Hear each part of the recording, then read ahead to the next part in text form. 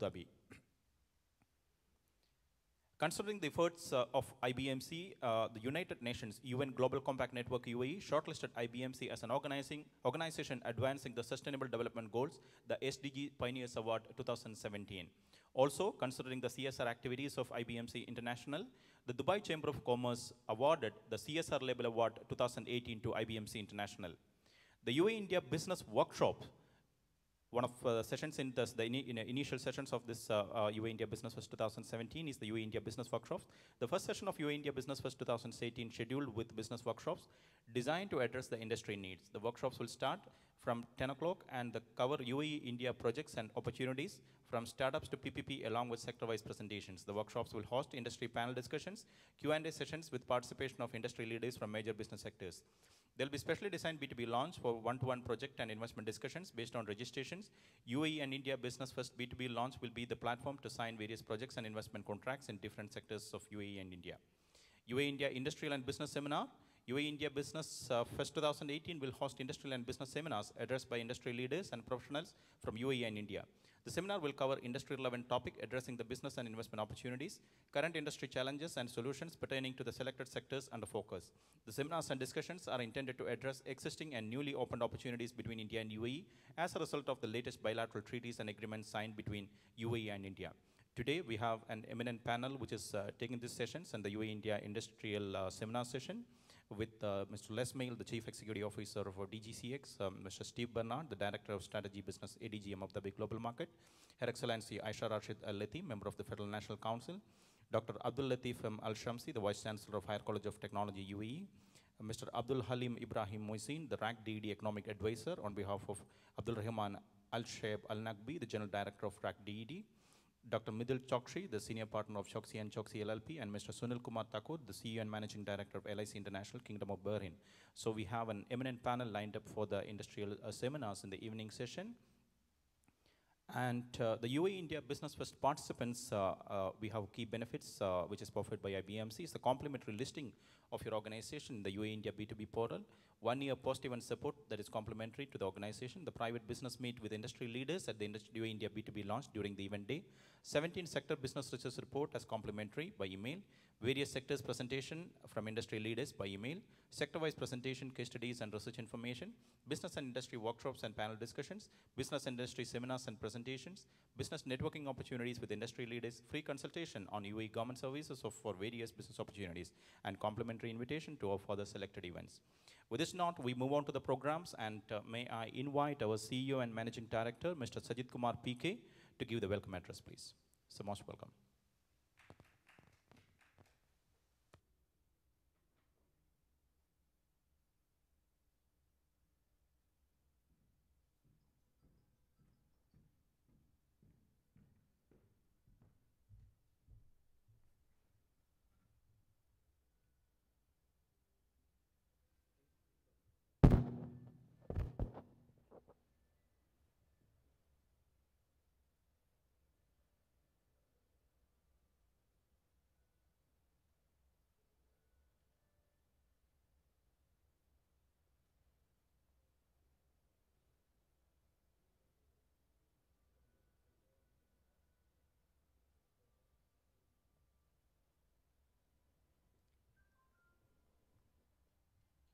Very good morning to all of you.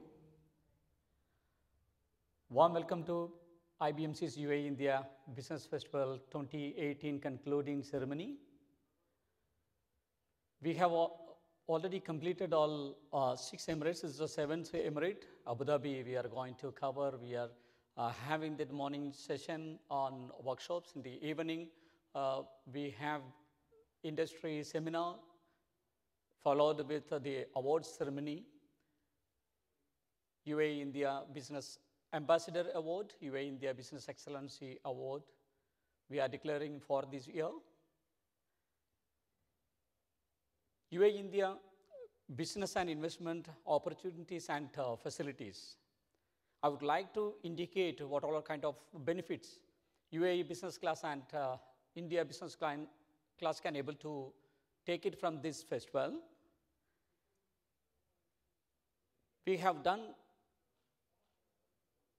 6 Emirates, started with Dubai, in March, Sharjah, April, Ajman in August, Al Quwain was in September, Fujairah was in October, and Ras Al Khaimah was in December first week. And this is the 7th emirate what we are going to conduct this year's festival. UAE-India Business Festival supports business class and investors into major 17 sectors, that is mainly into non-oil sector. So non-oil sector developments, including retail to chemical, maritime, realty, agricultural, manufacturing.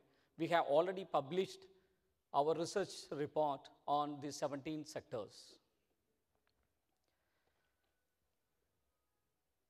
This a new era for non-oil sectors.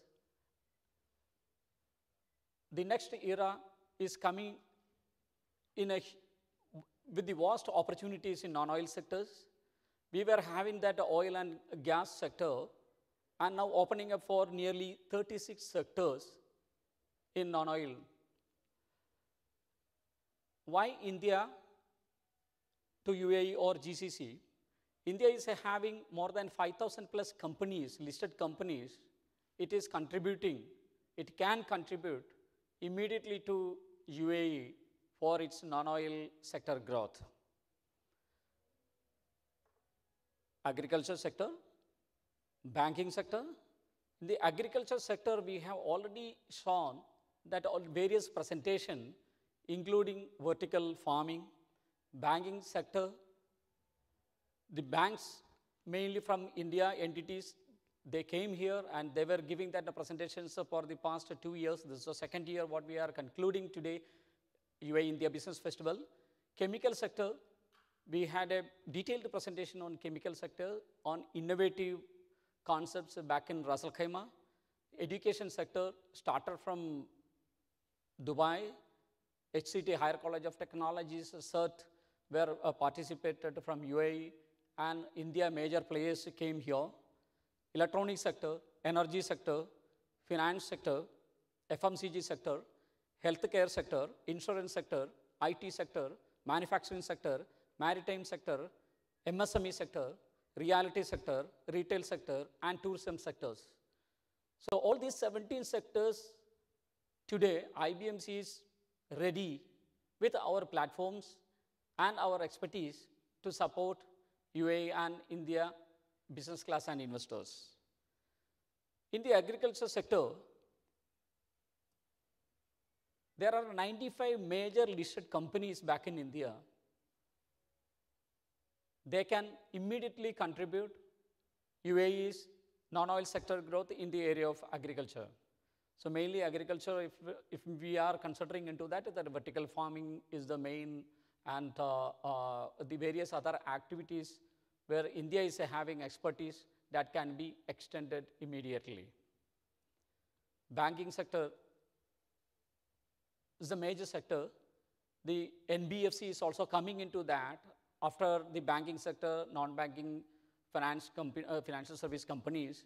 So banking sector is core area where in the financial service industry, it is going to lead from UAE. There are 44 major banks listed with the Bombay Stock Exchange, and it's including State Bank of India, IDBI, and coming to that, the Karur Vaishya Bank, the state-wise state-owned banks. Chemical sector, if we see that there are 107 listed companies. So chemical sector is also important for UAE for innovative concepts, innovative manufacturing activities. We had a detailed presentation back in Ras Al Khaimah Emirate. So it is very much a promising sector for UAE.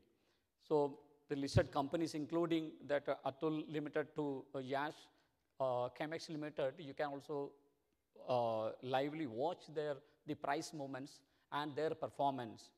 So the listed companies information are available in the website of Bombay Stock Exchange.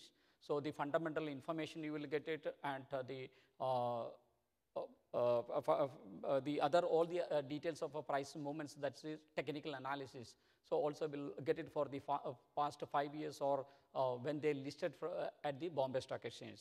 So the past history, you can able to verify the credential part of the listed companies, and the business class of UAE, they can directly approach, or they can approach IBMC if they want the support to connect with these 107 companies, especially in chemical industry. The education sector. Education sector, you can see that the 13 listed companies, these are major companies listed with the Bombay Stock Exchanges. The education sector is most important if we are considering the artificial intelligence or IoT, and this is India is promising the economy where they can support immediately to UAE for non-oil sectors and education especially. And electronic sector, 50 major listed companies are there with the Bombay Stock Exchanges. Stock Exchange, and that's including hint rectifiers to Kaveri Telecom. So electronic segment is also a promising one, and it's required more importance to UAE in the area of electronics manufacturing as well as assembling activities. The energy sectors, we know that the oil and gas, apart from that, clean energy and renewable energy. India is leading to that, the renewable and the clean energy, and UAE can able to get that much support from India. So India plays, and they are ready to come down to UAE. So UAE business class, if they are thinking about the immediate diversification within the energy sector itself, they can consider India listed companies. There are 43 major listed companies are there. So you can watch how they are performing until now, and by taking all the information from the Bombay Stock Exchange website for their technical analysis information and fundamental information.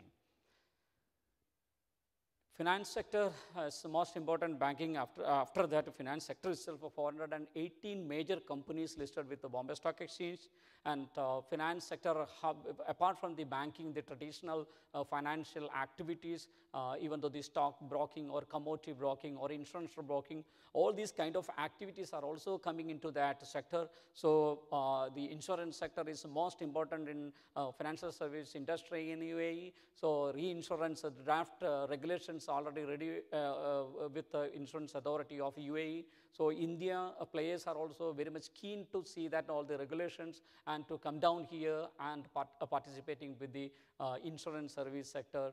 So UAE players can also join hands with the India companies, listed companies, major listed companies, and they are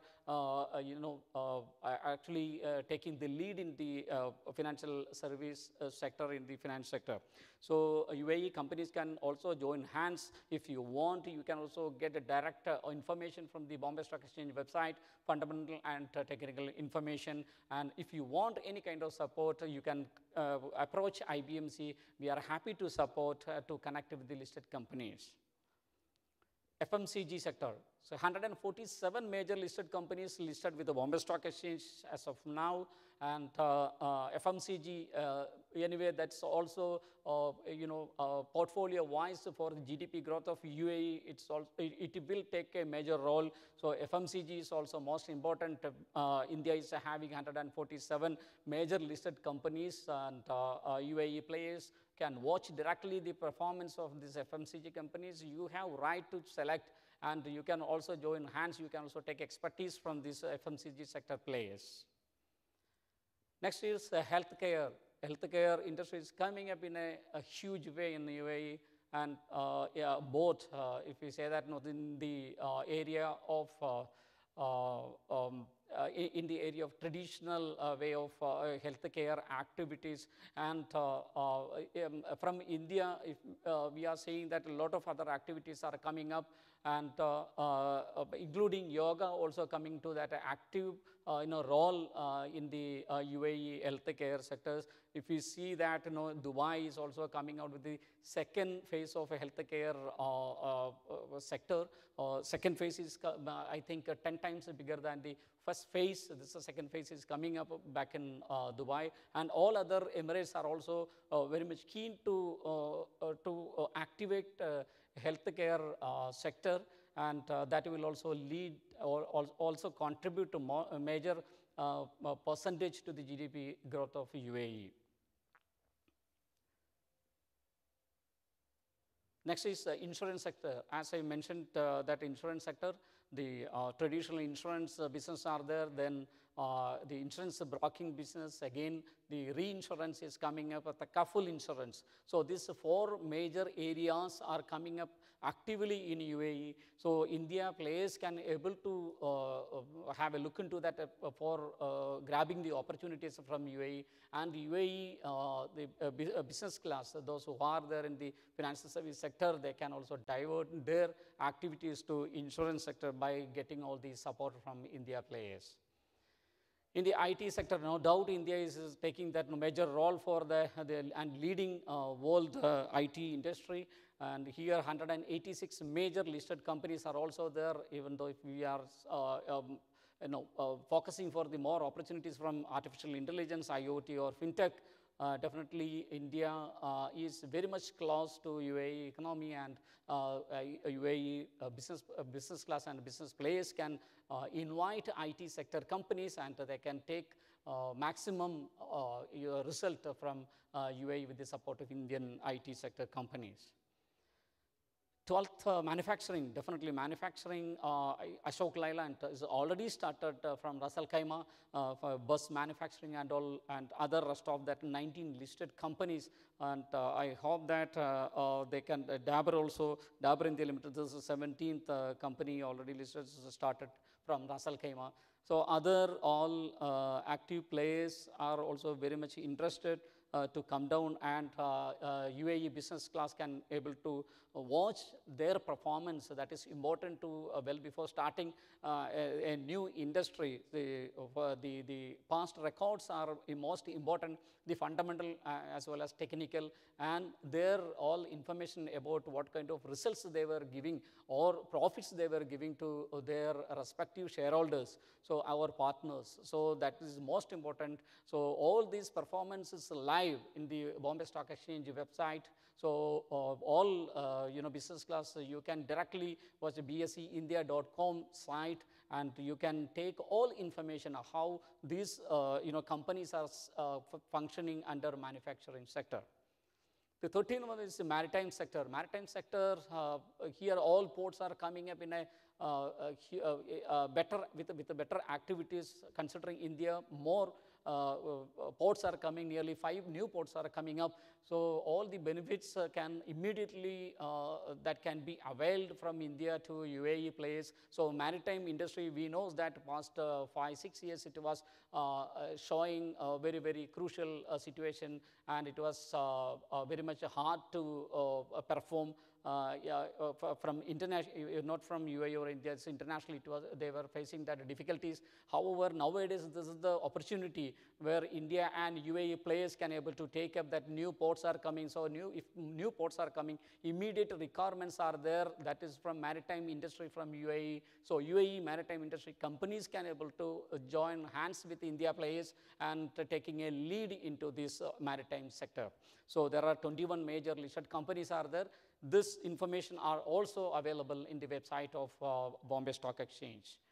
So SME, MSME sector is going to lead in future in the case of non-oil sector. So there are 161 listed companies with the Bombay Stock Exchanges. They are major players, and SME, MSME sector, how to move, even though the SME listed class, shares are also there, or companies are also available back in India. So how to perform in SME sector or MSME sector? That's a big question mark in UAE. So here we need to think about that, the SME exchange or MSME exchange in UAE. So where IBMC is also taking a lead on that to interact with the UAE authorities to follow that, the system of India for SME listed securities or MSME listed securities, how to start in UAE. So UAE companies, MSME, SME companies can directly contact all these 161 listed companies. So you can also take all their performance, how they are nowadays, the returns to the investors, that's are most important. So shareholders, they are eagerly waiting for their dividend or their profits. So we visually watching well before starting a new sector, watching to their to the well-performing companies, how from the well-performing economy. So definitely India can able to showcase how the SME and MSME is powerful back in India with this 161 listed companies.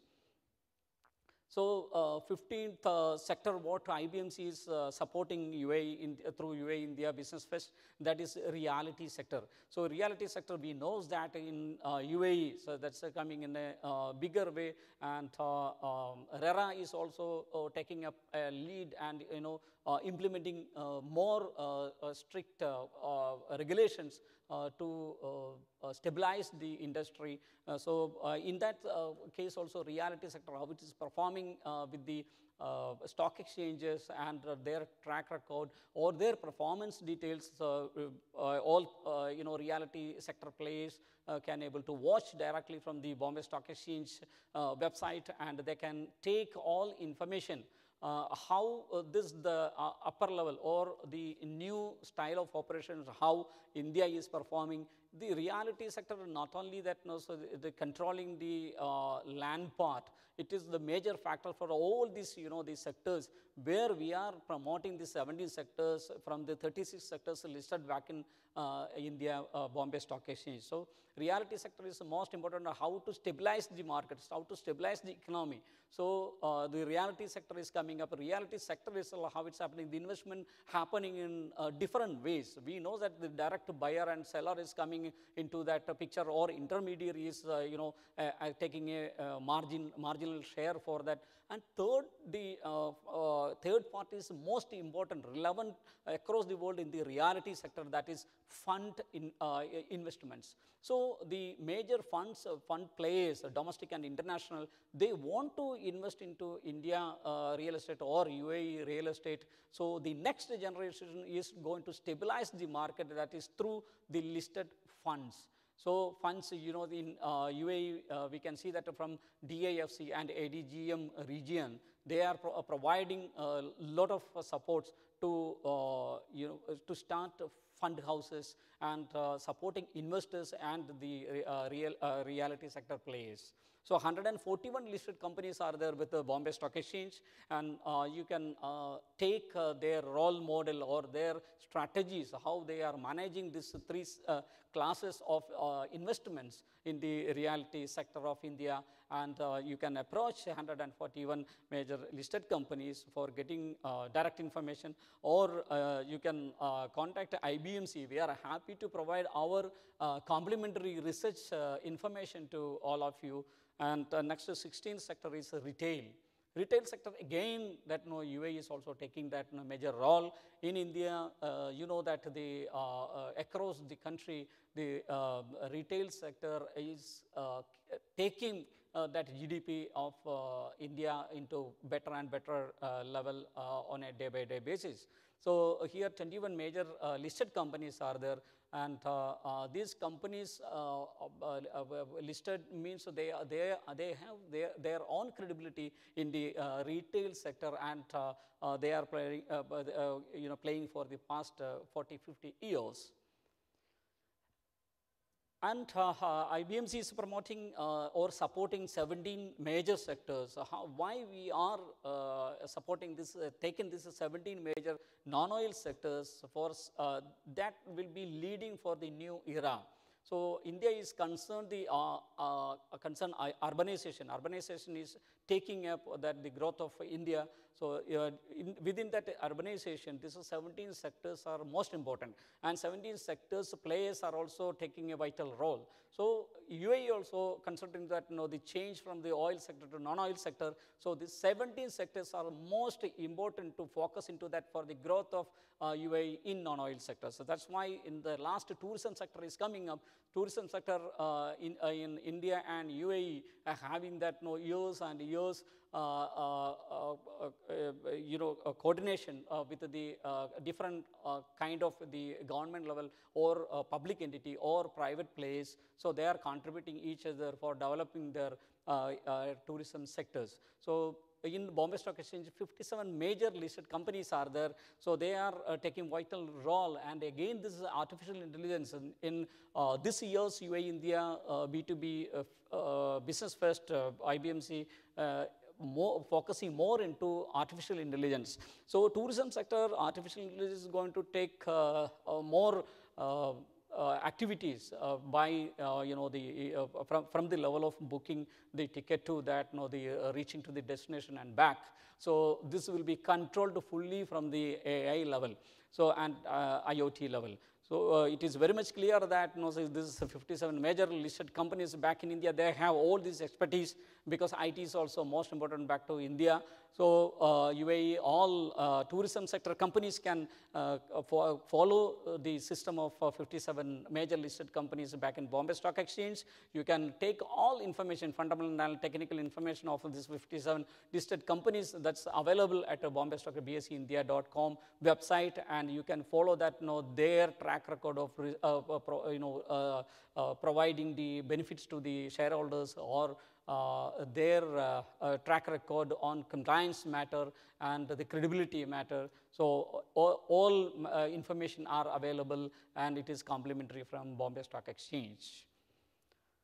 Coming to the major participants in India, so those who can come down directly to UAE or UAE business class can able to contact them and join hands with them for business, long-term business relationship in non-oil sectors.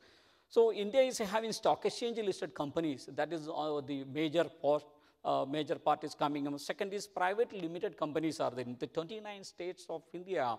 Through Chamber of Commerce, these companies are performing very well. And then their next stage is coming to the listing to the Bombay Stock Exchange. So these companies are well-performing companies, these private limited companies. So UAE business class can also go to that 29 states, Chamber of Commerce, it's already listed there, the respective companies coming under the Chamber of Commerce. Small scale firms are also coming up, though the third phase, the India's growth is showing that the small scale firms. So small scale firms are starting from that. The entrepreneurship, empowerment is starting from that level, and it is, as a visionary business leadership coming to that listed companies. So and trust private and charitable institutions. So trusts are also taking especially into that healthcare or education. So back in India, GDP is controlled from these 4 levels. So trust and private charitable institutions are there to support the economy. Second, small scale firm is coming up. The next stage, they are empowering to that private limited company. From the private limited company, they are listing to the national level. So this is what the growth of India, and the growth path can able to follow in the non-oil sector for UAE economy. And IBMC, how we are supporting UAE business class and investors or India business class and investors to join hands together. In 2016, we have started with the blessings of His Excellency Sheikh Khalid bin Hamad Al Hamid. So the chairman of IBMC UAE started UAE India B2B portal. This is a complimentary registrations to all UAE companies and India companies where they can join hands together through this B2B portal. So this is the main objective of this B2B portal. The domestic players, they can able to come up to the next level, international level. So to uplift or to elevate their status from the domestic to international level by registering to IBMC's UAE India B2B.com. It's a complimentary. So all UAE companies are invited to register with that, where you will get that credibility from that website, and from India level, India partners can also view your profile and all information. Searching business partners from India, so by registering this by B2B portal, business partners, you can also welcome or invite business partners from India for non-oil sector diversification for UAE companies. So as I mentioned, we have 4 layers back in India, from the trust or private, the small scale firms, then private limited company, and listing to that. So all these 4 levels, by empaneling with this UAE India B2B portal, UAE companies can able to avail. Then search for investors from India. So for investors, if you want investors from India, so through this portal will be supporting to you. Join hands together for sustainable developments of UAE and India. That is possible through UAE-INDIA B2B.com portal. Second initiative, what IBMC taken to support the non-oil sector activities back in UAE and India, by implementing UAE-India B2B Center. So first level, we were giving in 2016, started that UAE-India B2B portal activities and complementary listing for both domestic companies, where they can able to come up into next level. After studying, we came to understand that a lot of people are coming from, a lot of business class are coming from India to UAE, similar way from UAE to India, and they are start talking, about business and all. But they are coming down here from India by taking that visit visa or tourist visa. And the credibility part is most important. So here the counterpart, whenever they are receiving, and the trust and transparency is most important. So here counterpart cannot able to go back to India and taking all the details of or credibility or KYC, all information about this person or company. So that was the major difficulties India, UAE business class were facing. So considering all these issues or the requirements, we have started UAE India B2B Center. So we have started in 2017. For entire UAE support, we have started B2B Center in Dubai. For supporting entire India, we have started B2B Center at Kochi. So what activities this B2B Center is doing, that who all are coming after listing, so the complementary listing to the portal. So from India, who all are listed in the India portal, if they are coming down to UAE, IBMC UAE India B2B Center is acting as their point of contact. So who all are coming here, they are referring to the counterpart of business class. They are saying that, say IBMC UAE India B2B Center, we have listed in that portal, and they are our point of contact. So that will give more confidence level to the UAE business class, even though the UAE national or other nationalities or Indian nationalities, they can refer very well through IBMC B2B Center that about the credibility of this counterpart back who all are coming from India. Similar way, UAE business class, even though the UAE nationals or Indians, those who are going back to India to explore the opportunities of a non-oil sector, so they can also refer that UAE India B2B Center, that IBMC is their point of contact, and all credibilities are listed with IBMC. Third activity, what we have done this conducting to go to the ground level and for educating or empowering the business class or investors for the non-oil sector diversification. So here in 2017, we have started UAE India Business Festival. So UAE India Business Festival, 10 months long program across UAE, and exploring all the opportunities in between UAE and India on non-oil sectors. So this is the second year we are conducting, and we are concluding this UAE India Business Fest, and by all your supports and the government supports. Last year, United Nations Global Compact considered these activities, IBMC's activities, for the Sustainable Development Goals Award.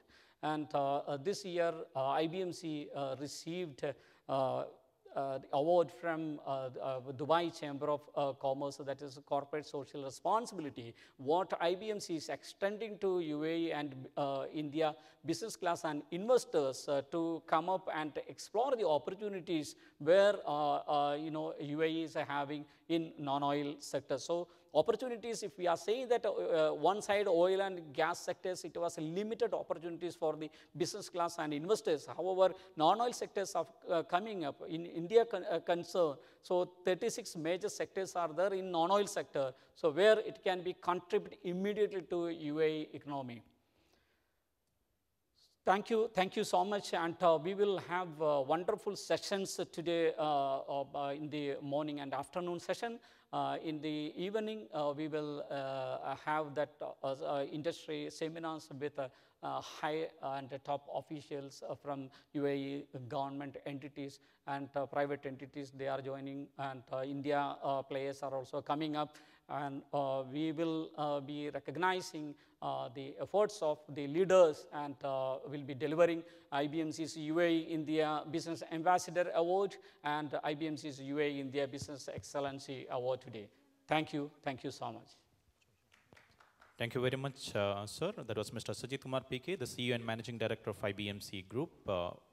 He was giving the welcome address. Thank you very much, sir. And just a recap of today's program before we start with the next schedule. We have the next presentation lined up. Mr. Rajagopalan Ramesh, the Chief Executive Officer of Veracity Consulting Free Zone. He will be speaking on the topic, the need of professional expertise and assistance for a successful business model, followed by Dr. A.S. Ilavaresan, the founder and chairman of ASP Group. He will be speaking on the topic, the value-added tax in UAE and the business implications, followed by the future of technology-oriented education with special focus to artificial intelligence and IoT. And our speaker will be Mr. Adnan Mohammed bin Abdullah, the chairman of Al Ansar Group of Companies, UAE. And then we will have at 12 o'clock the panel discussion, which is on the SME sector, the challenges and opportunities in UAE. The moderator will be Mr. Bhaskar Raj, the senior journalist from UAE. And the panel will be attended by Mr. Rajagopalan Ramesh, the CEO of Veracity Consultants, Mr. Yuga Murthy, the director of Yuga Accounting and Tax Consultancy, Mr. Adnan Mohammed bin Abdullah, the chairman of Al Ansar Group of Companies, and Dr. A.S. Ilavaresan, the founder chairman of ASP Group. Then in the afternoon session, so we'll have the first session with Mr. Bhaskar Raj, the senior journalist at UAE.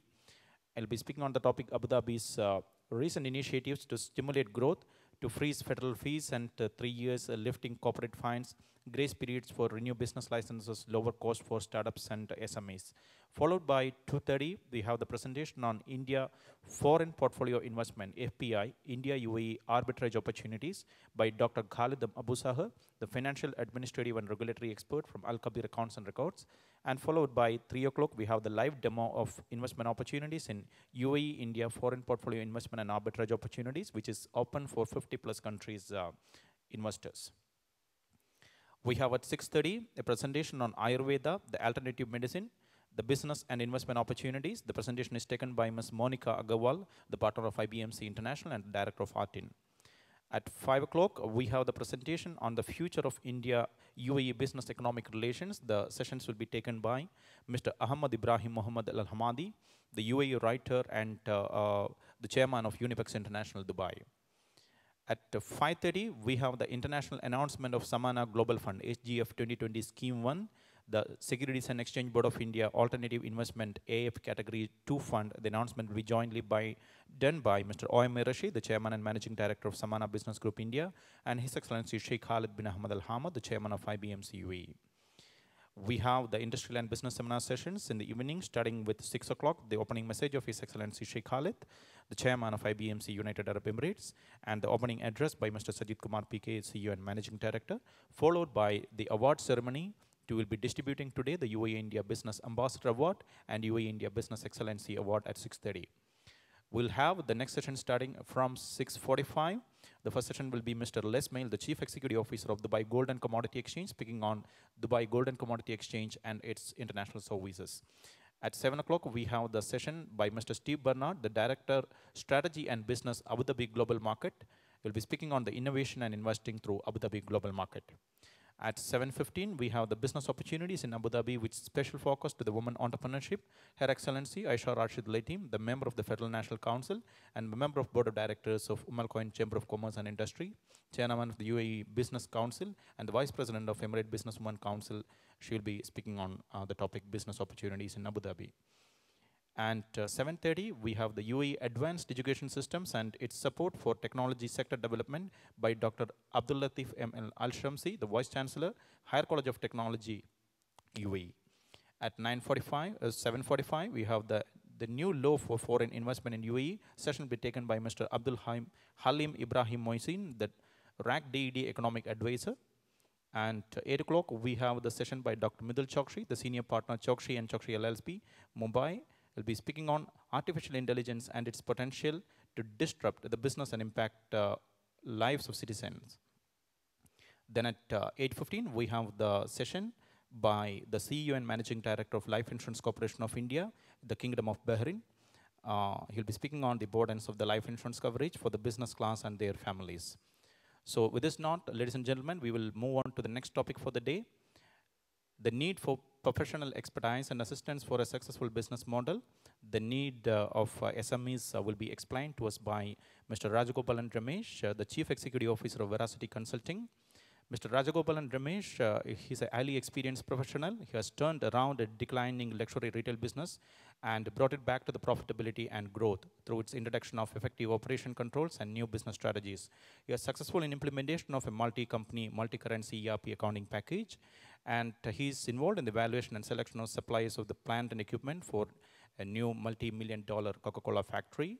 And he's very active in negotiation of forward currency contracts to meet future payment liabilities, resulting in significant savings and lowering the exchange rate risk of the companies, and also the negotiation of franchise agreements and business acquisition studies. A highly experienced professional, Mr. Rajagopalan Ramesh, and associate of IBMC. Please welcome, sir.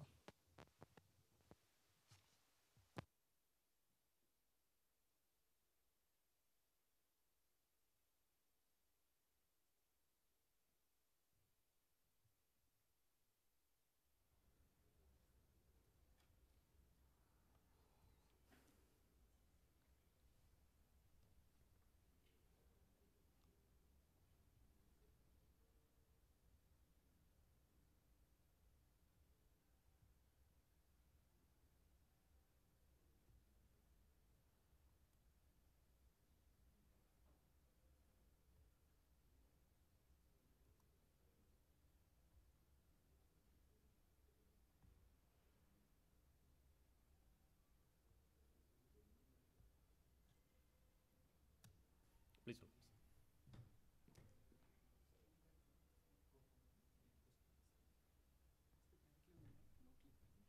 Directly on the mic, sir. Just scroll here. It's on slideshow mode. Slideshow mode. Yeah.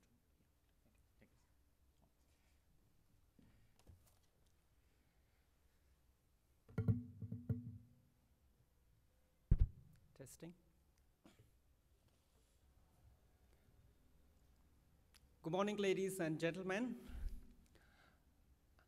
I would like to take this opportunity to express my heartfelt gratitude to IBMC and its Chief Executive Officer, Mr. Sajid Kumar, and the CBO and Executive Director, Mr. Anup, for providing me this opportunity to address you at this wonderful venue.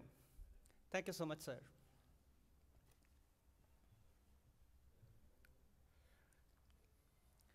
The SME sector is one of the largest industry segments in the UAE. According to statistics from the year 2017, about 94% of all the companies registered in the UAE are from this segment, small, medium enterprises. And no less than 86% of the private sector workforce are again in the SME segment. And talking of Dubai, 40% of Dubai GDP comes from the SME segment. So with this background, you will all appreciate how important a role the SME sector plays in the economy of this country. However, the modern day SME businesses are facing many challenges.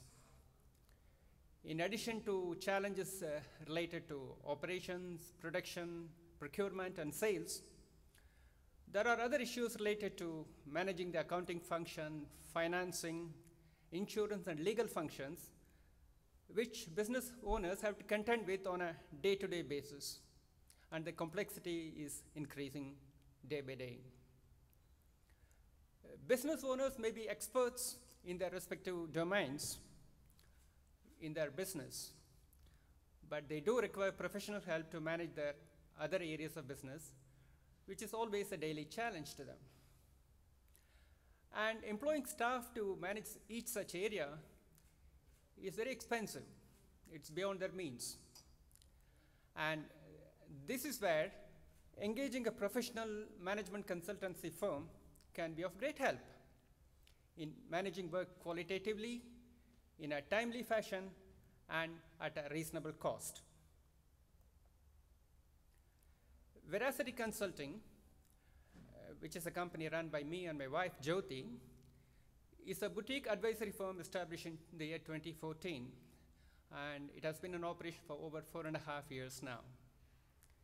It comprises it's a compact firm with a team of a senior chartered accountant and a very well-experienced senior banker who's worked in multinational companies, multinational banks, AAA, top tier for more than 25 years. We have a combined professional experience of over 75 years, of which nearly 70 have been in the UAE in leading large-sized national and multinational companies. And through tie-ups with associate firms in the region, professional firms, we have access to relevant need-based talent and skills.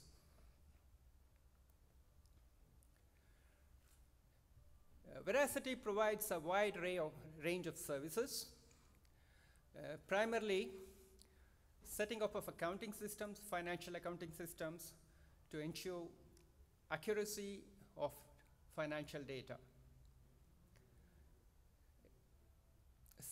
Part-time CFO services are also provided for supervision of the accounting department's work and the staff there. This is to ensure that correct accounting policies and procedures are adopted and legal and regulatory matters are complied with at all times. We can also help in setting up and running of management information systems with focus on regular reporting to the management. It's one thing to run a company from a functional point of view, but quite another to review the results on an ongoing basis, monitor the results, and see if they are in line with the expectations. This involves budgetary controls and variance analysis regularly on a monthly basis through management reports.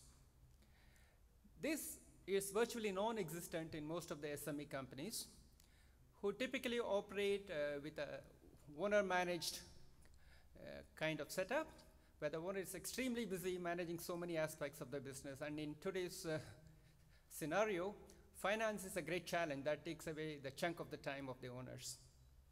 And usually these companies operate with a skeleton accounting department, usually a one-man show. And here, the accountant's skill sets are usually limited, and he's just not equipped to get into the next level of budgeting or variance analysis or management reporting. This is where Veracity can chip in and give a helping hand. We can also assist in preparation and vetting of legal documents or agreements, which is quite common in most of the companies. In this country, usually agencies taking agencies and selling products for foreign companies is the norm, and these always involve agreements, legal agreements.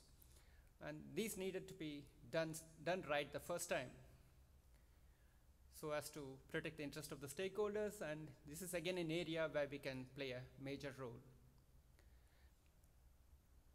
And the flair of the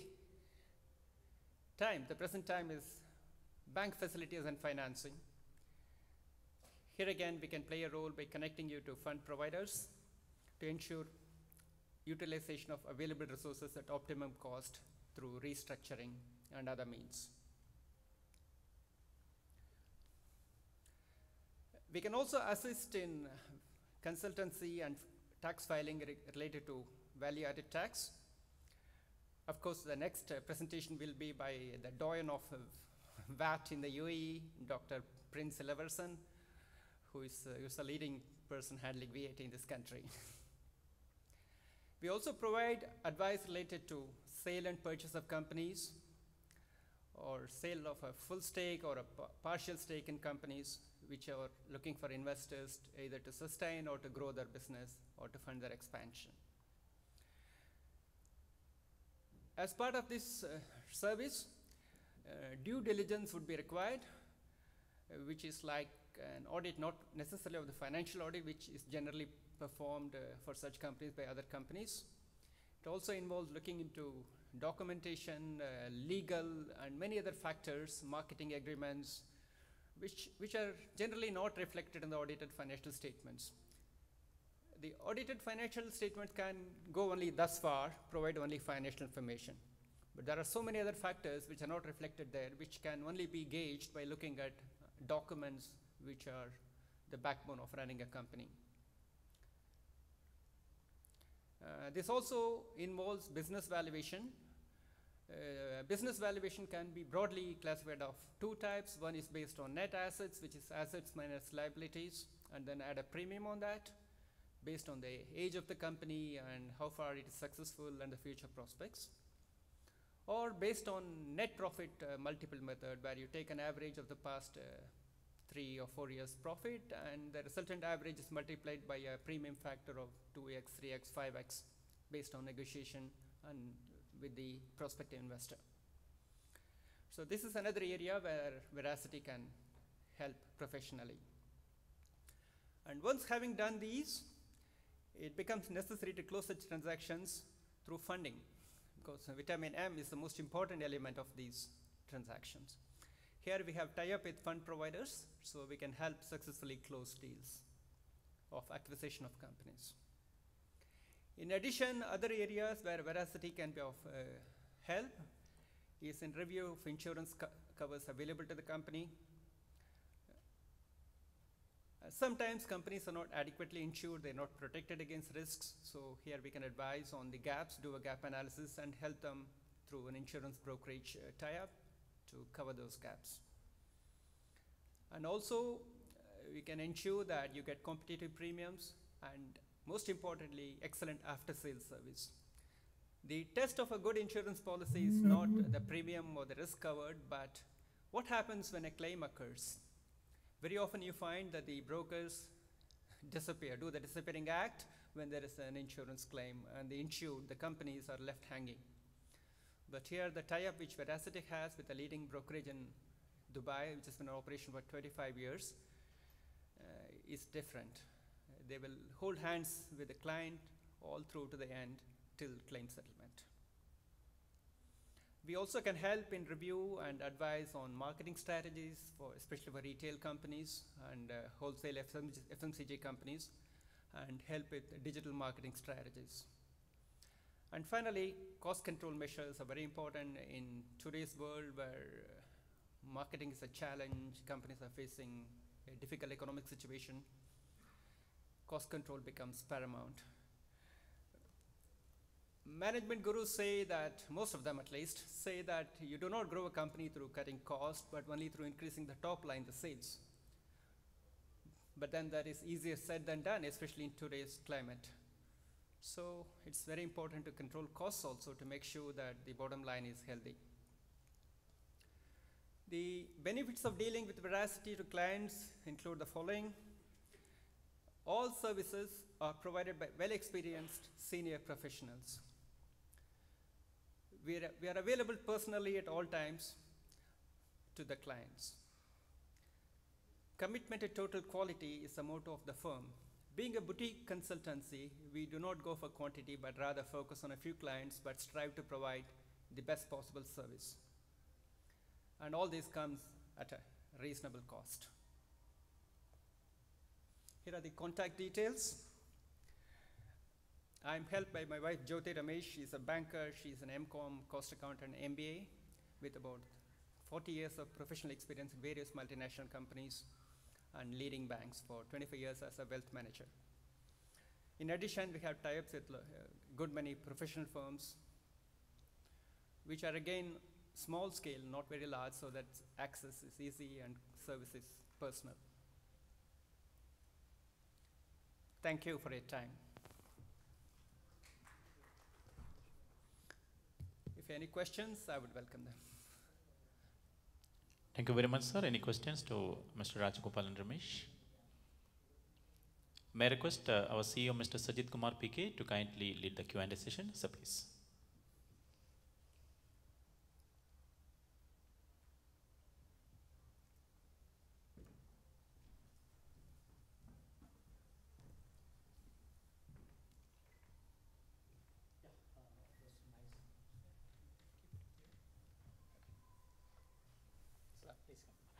So I have a few questions to ask you. Yes, please, go ahead. Please come forward, not a problem. About the FPI, foreign portfolio investments, that's a lot of opportunities are coming up, and TRC, tax residency certificate, is important for that. Yes. So as a chartered accountant, how you can able to help out the companies, for getting that, TRCs, or TRC can able to, after setting up a new company, immediately they can apply, or 3 months time or 6 months time, how its duration is coming up? Here again, I must mention that I failed to mention that I'm an associate with IBMC.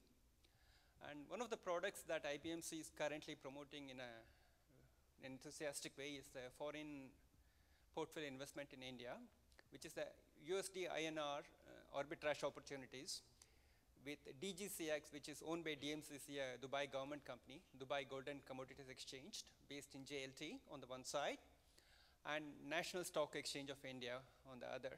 Both are government-owned bodies, quite safe. And they have obtained SEBI permission for foreigners from 50 different nationalities to open an FPI account with SEBI, with NSC. And in this process, IBMC can help all the way through from the beginning to then. The whole process takes about 2 months maximum, 1 to 2 months. In order to be able to take advantage of the opportunities available to benefit from the arbitrage opportunities, USD INR pairing, one has to become a member, trade member of DGCX. And IBMC, by virtue of the tie-up with the DGCX, can help in this process. Would you like to hear the financials on this? No, TRC certificate, tax residency certificate. And the profits derived from this opportunity trading is tax-free if the member concerned can obtain a TRC, tax resident certificate, issued by the UAE Minister of Finance. This again is an area where IBMC helps. If I were to be approached by a client to obtain a TRC, I would go straight away to IBMC. Perfect. So we can help out for that, getting that tax residency certificate. And I have second question that yes, sir. You are now advising UAE companies for taking these opportunities of India UAE arbitrage, where easily they can avail from 2% onwards monthly return. So it's a challenging time worldwide. But here DGCX is providing such a facility with the India exchanges in Indian rupee. Yes. So it is very much transparent and zero risk, and immediately so the liquidity, high liquidity is also there. Considering all these factors, when you are advising to your customers, that's companies, where do you see that your confidence level on that as a chartered accountant, and passing on that confidence level to the company where you can able to take up these opportunities? This product is a very safe product. In fact, DGCX says they don't certify that it's capital protected, but it's virtually that. You take a position, they provide 2 terminals to trade in. There is always a price difference for the same pair. You sell USD, buy INR. You can keep watching the rates in both the markets, NSE on the one hand, DGCX on the other, and you buy where the price is lower, and immediately, instantly, through the other terminal, you sell. Or if you sell in the first one, you buy the other. You do the opposite transaction. Therefore, you lock in the price differential in your favor straight away. Can be done on any working day of the month, and the position is settled on the last working day of the month at RBI rates. Because you're able to lock in the difference, any subsequent movement, even adverse to you, will not affect you. Therefore, the capital is always safe. And typically, even for a conservative trader who does not go very aggressively, even if you maintain a difference of 5 to 6 paise per trade between the buying rate and the selling rate, it usually yields approximately 2% per month, which is equal to 24% per annum, assuming you trade only once a month. If you do more than one trade a month, this can go up exponentially. The minimum investment required is $140,000, $70,000 in DGCX and $70,000 in NSE to open accounts on both ends.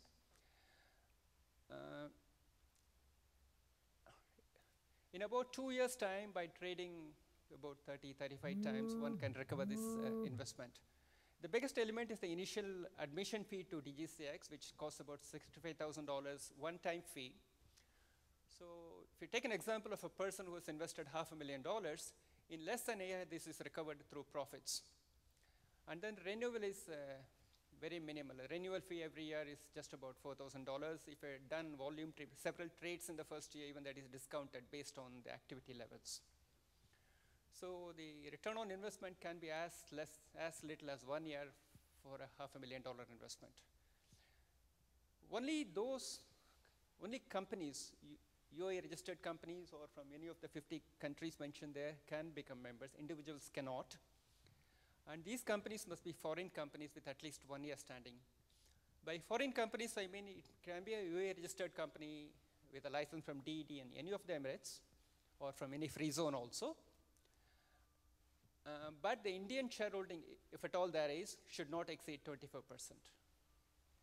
So such people can become a member, invest the amounts I mentioned, which is a minimum $140,000, but it's recommended that you go for at least $300,000 or $400,000 so that the return period is minimized to 1 year.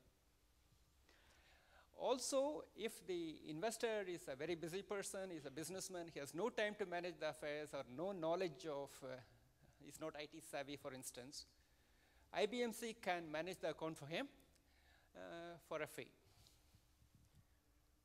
60% of the profits will remain with the investor. The balance is paid to IBMC as a fee. I hope I have answered your questions. Okay, fine. So this year, considering the major challenges for investors and business class, the short-term funds are available with business class. They don't know how to utilize. The bank interest rate is very, very less. So they can able to take this opportunity for highly liquid this platform. And in Malcoin, we have started UAE-India during the UAE-India Business Fest 2018. We have started this facility and happy to provide all the information. Today, we have a live session, how it is being done and how the opportunities can able to take from the UAE companies, 50 plus nationalities, those who are partners with the companies, they can avail these opportunities. So thank you so much, Mr. Ramesh, for your wonderful presentation. Thank you so much for the opportunity to speak, and have a nice day, all of you. Just all. Certificates. May I request our CEO, Mr. Sajid Kumar, to kindly hand over a token of respect to Mr. Rajagopal and Ramesh. So thank you very much for your speech. Excellent. Nice presentation. Thank you very much, sir.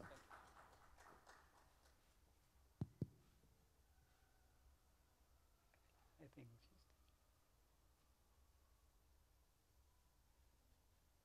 Okay, thank you. Thank you very much, sir. That was Mr. Rajagopal Ramesh, the Chief Executive Officer of Veracity Consulting Free Zone, United Arab Emirates. We move on to the next topic for the day, value-added tax in UAE and business implications. The session will be taken by Dr. A.S. Ilavarashan, the founder chairman of ASP Group. Dr. A.S. Ilavarashan is a renowned person in UAE. It doesn't need any introduction, but may just highlight a couple of points about his accomplishment. Dr. A.S. Ilavarashan is the fellow member of Institute of Chartered Accountants in India. More than 20 years post-qualification experience in the field of auditing, accounting, assurance, and international taxation. He has conducted awareness sessions for more than 2,000 companies all over GCC for VAT implementations and guidance. As a founder of ASP Auditing Dubai, Dr. A.S. Ilavaresen has trained more than 5,000 delegates across various industries, which include banking industry, which held at Dubai Islamic Bank headquarters. The other industries include the wholesale and retail industry, real estate industry, gold and diamond industry, construction and manufacturing industry, general VAT guidance sessions for clarifications on the tourists. He is the founder and chairman of ASP Group of Companies, which include ASPA Management Consultancy Dubai, ASPA Management Consultancy Bahrain, ASPA Advisory Limited Chennai, ASPA Advisory Singapore, and Audit and Assurance Services he is providing through ASP Auditing Dubai, Ilavaresen Chandrasekharan and Company Chennai, and he is having a wide range of industry experience, and we have the most eminent person available to talk on the subject, value added tax in UAE and the business implication. Please welcome Dr. A.S. Ilavaresen. So thank you.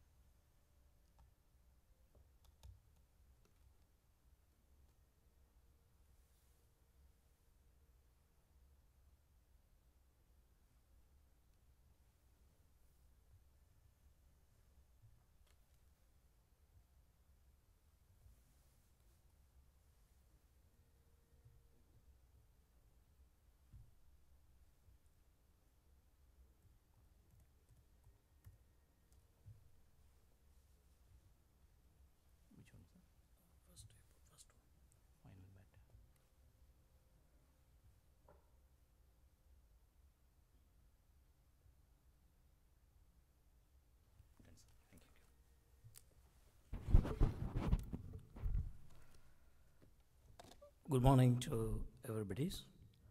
And first of all, thank you very much for the IBMC, that UAE and India business feed functions. And I personally thank you, Mr. Shajid Kumar and Mr. Anup, who is running this IBMC and helping the business peoples from India and UAE business peoples. I really happy to say that this type of programs really helpful for the Indian business community as well as for the UAE business peoples can invest in India also. This is the first of all, I'm thank you. And also myself already is introduced. I am here last 25 years. I am basically the practicing chartered accountant. I'm doing practice for last 15 years here. This is the 15th years anniversary for our firm as ASP Auditing. And also we started as a ASP, ASPA Management Consultant in last 3 years back. And we are supporting the business community, Indian, particularly not only for the business community of Indian business community, the worldwide business community in these regions, and helping in different levels. The incorporations, initially why we are into the incorporations, initially we are giving the full guidance to start up in the business in this part, not only for the UAE, the entire GCC countries. Apart from that, after the incorporations, we are guiding them to full system development, and post incorporations, the services we are providing to them. This, it helps the peoples who really want to invest the fund in the business and who can execute the business in this region. Now, the IBMS is given the topic to me is the value-added services. As long as the value-added services, last 1 year, 1 year back, it was implemented in this region, and it is going now smoothly in this entire UAE. But as a tax concern, this country was implemented 2018. Before that, when they want to implement the taxations, they plan the 2 taxations. One is for the excise tax, another one is for the value-added tax. The excise tax was implemented 1/10/2017. That's 3 months back before the January. The value-added tax was implemented 1/1/2018. Okay, what is the concept? Why they implemented a value-added tax? In this region for several years, in this even last 25 years, up to 1/1/2018, there was no taxation in this region. Why it was implemented? Why country, what they want? You know, this country, the country economy mostly depend, not mostly, 100% depends with the oil economy. Now, they already involved more than 40 to 20 to 30 to 40% economy now is covering for the non-oil trade. Apart from that trading, the way in which they created the infrastructure for the human beings, for who is living here for this country, is amazing. Everybody knows this one. In this perspective, they want to create the more infrastructure and more facility for the human beings. What they need more fund. Yes, of course, all the countries, they need fund to provide the more facilities to the peoples. For that, this perspective, they want to implement the taxations. What is effect? When it was implemented, the taxation, the VAT, initially the business people because this region, the taxation word itself is a new. That's why the people literally told us, see the 5%, the 0%, and tomorrow they can increase the percentage. What we will do? We will lose our revenue. This is a wrong assumptions created by the market people and misunderstanding for the business peoples. What exactly government wants from these peoples through VAT? You see, the government clearly says, whatever the goods, whatever the services, you are entering in my territory. As a UAE is that territory. My territory, give me 5% consumptions. The goods is consumed, service is rendered in this region. Now I am talking about only the UAE VAT. So what is the effect? What is the business people, where their business people are affecting here in the taxation? Ultimately, the business people are not affecting because of VAT. Ultimately, the business people are getting the benefit because of implementation of the VAT. What exactly? Assume who is affecting.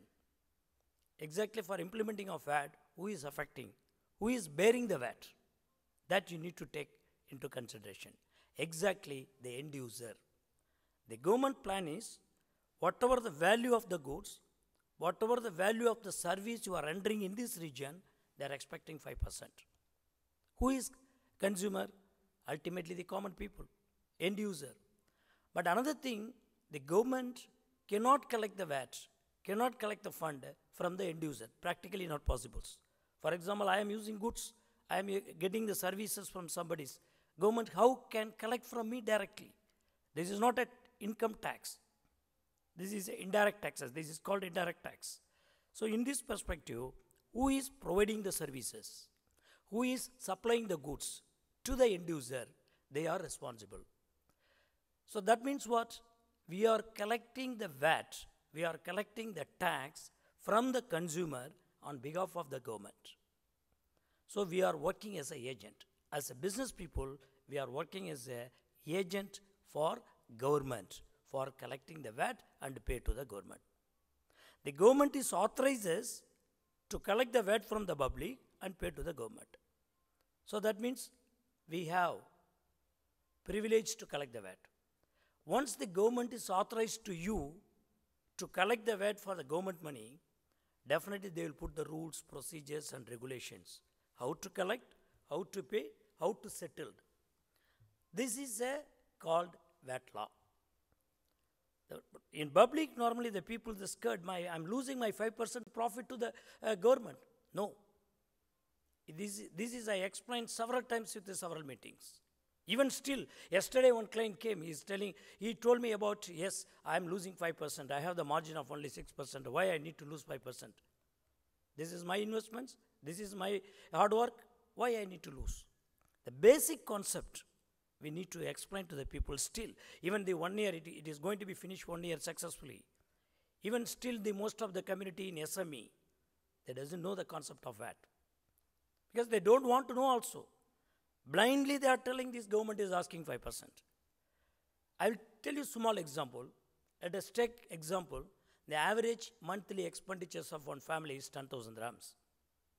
Out of 10,000 dirhams, how much we are paying VAT to the government?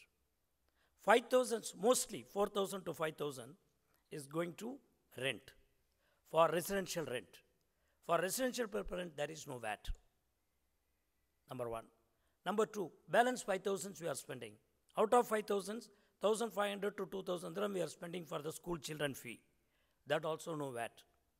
Balance out of 3,000 dirham we are spending for the taxable expenses. Out of that, even 200 dirham, 500 dirham, we are going for the taxi or we are going for the transport, metro and buses. That's also there is no VAT. So what is the net effect? The 2,500 dirham we are spending for exactly the taxable expenses. One family, average expenditures of 10,000 dirhams. So that means 2,500 into 5%, around exactly 125 dirham per month per family they have spent paying to the government. This is a net effect of the economy. But what we are getting from the government? The secular way life, the lifestyle, you can compare with even, I can say, this is a GCC, they are charging the less percentage comparing to other countries.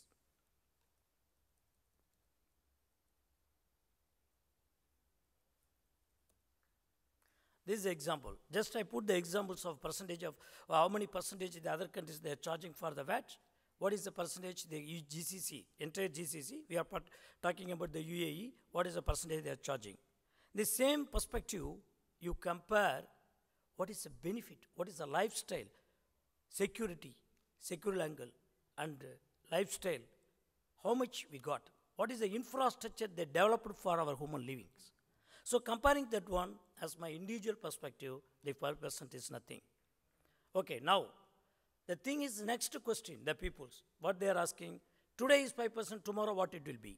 But as on today, as a GCC agreement, first 3 years after implementing for respective states, the 5% only they can charge. After that, we can't say they will increase. Yeah, they may possibility to decrease also. Why we can always thinking about the positive angle, we can do other way. There possibility to go for the negative angle, decreasing the percentage. And also they can include another 0% VAT and exempted items also they can increase. There are the possibilities. So in this perspective, as charging of the VAT is growing the economy, the country economy. That is number one. Number two, as a business perspective, as a businessman, where they are affecting. As a businessman is only they are going to spend more little administrative expenses and creating some infrastructure technologies in their business. Actually, we need that one. But up to now, up to before 1/1/2018, nobody knows what the business is going. There is no proper accounting system. They doesn't know what is the status. They are just calculating the physical presence. When I landed Dubai, when I landed UAE, I just came with one bag. Now I have the 100 people working, 500, 200 cars is there. I have the shed, I have the house. But the liability is more than that. For that, you know the people's examples, what happened in last 2-3 years in this country. So in this perspective, the businessmen ultimately, they are getting the benefit of that one. They are structuring their accounts. Once they have the structure, when they have the proper system, then only they can understand what is their position of the business. Even billionaire, worldwide go billionaire, millionaires, without accounting, without proper accounting, without proper financial reporting, financial accounts, they could not estimate their position as on that day. This was implemented. This is a benefit of the business people. Even the business people are nowadays getting the financial discipline. I feel it. Because last 25 years I'm in the market, 15 years I'm in the practice. Before I was in industry, I was in employment. I know the financial discipline, how it is generated, it is affected, it is getting benefited in this economy, in this SME, particularly SMEs. Most of the SMEs, they doesn't know their position. Now, because of that, one side, the government is getting the benefit, more revenue, as well as they have the budget for spending that revenue also. Very transparency. Another 5 years, another 10 years, what they are going to do, what they are going to give the infrastructures for the humans in the country. That is, it is transparent. Another side, we are getting the benefit of the business. This is what impact of the VAT in this economy. Now, as a GCC, the Saudi and UAE was implemented. Now this year, 1/1/2019, the Bahrain was implemented. Bahrain is already declared they are going to implement in 1/1/2019. Then we are expecting and Kuwait and Oman, probably the middle of 2019 or 2020.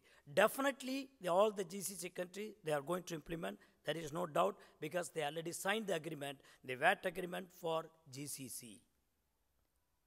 This is a simple introductions of the VAT in this region. And when we are talking about the VAT, core VAT, if you want to go for entire law, entire aspects that we need more time, that's IBMC, they're given only the 30 minutes time. I don't want to take the time of the next speaker. But exactly just I will explain a little bit how we can understand the VAT. About the VAT, in my experience, last 1 year, I'm giving the suggestion consultancy, tax consultancy for the multiple companies in multiple industries, even retail, even service, even construction, even aviation, even shipping, even cargoes, even manufacturing, everywhere, industry-wise, even cement industry, even plastics industry, all the industries, we have the experience. But what I came to know about these people who is involving the VAT in these companies, the misunderstanding of the VAT, the misunderstanding of the law. Because the people, when they want to understand the law, for their comfort, they are understanding. For them is what is the benefit, through that way they can understand the law. Law is unique for everybody's. Because the basic principles, the definition, certain definitions, this definition is vast. So another one, the supply. The tax is applicable on the basis of the supply. First, you have to determine the supply. What is the supply? Because here, the tax is not applicable only for the sale. The slight difference between the supply and sale. The certain activities, it is not a sale, but VAT is applicable. The most of the activities sale. I can say the most of the activities is sale. So here, they need to understand what is a supply, what is the date of supply, what is the place of supply, what is the value of the supply. The three concepts. First supply, then date of supply and date of supply and place of supply and value of the supply. Once they understood about these 4 items, the VAT will be nothing. They can implement easily. What concept of the law? The concept of law says supply of the goods and rendering services in this territory, in this UAE. Just that you keep it in the mind. That is number 1.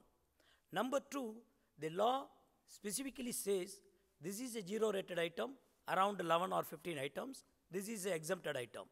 First, you need to understand what is zero rated, what is exempted, balance everything is applicable for the VAT. It's logic way.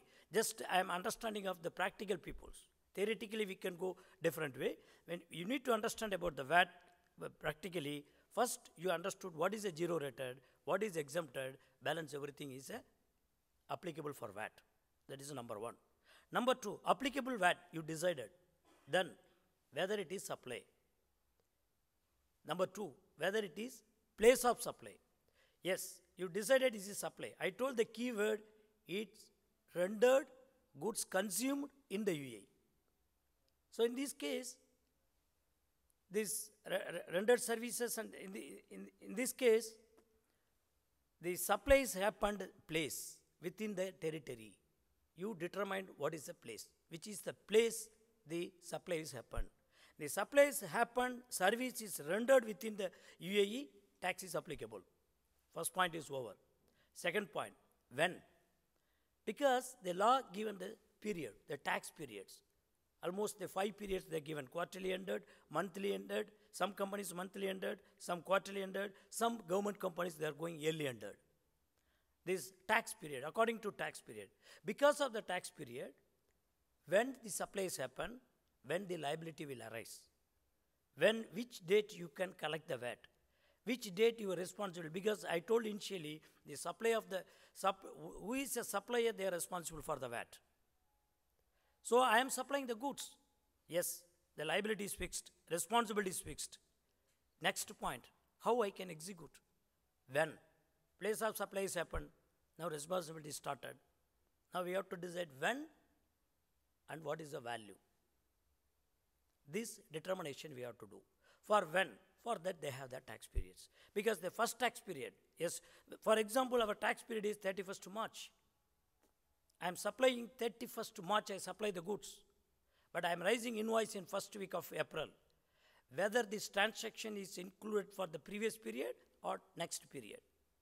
For that determination, They're given the procedures and policies, what is the date of supply.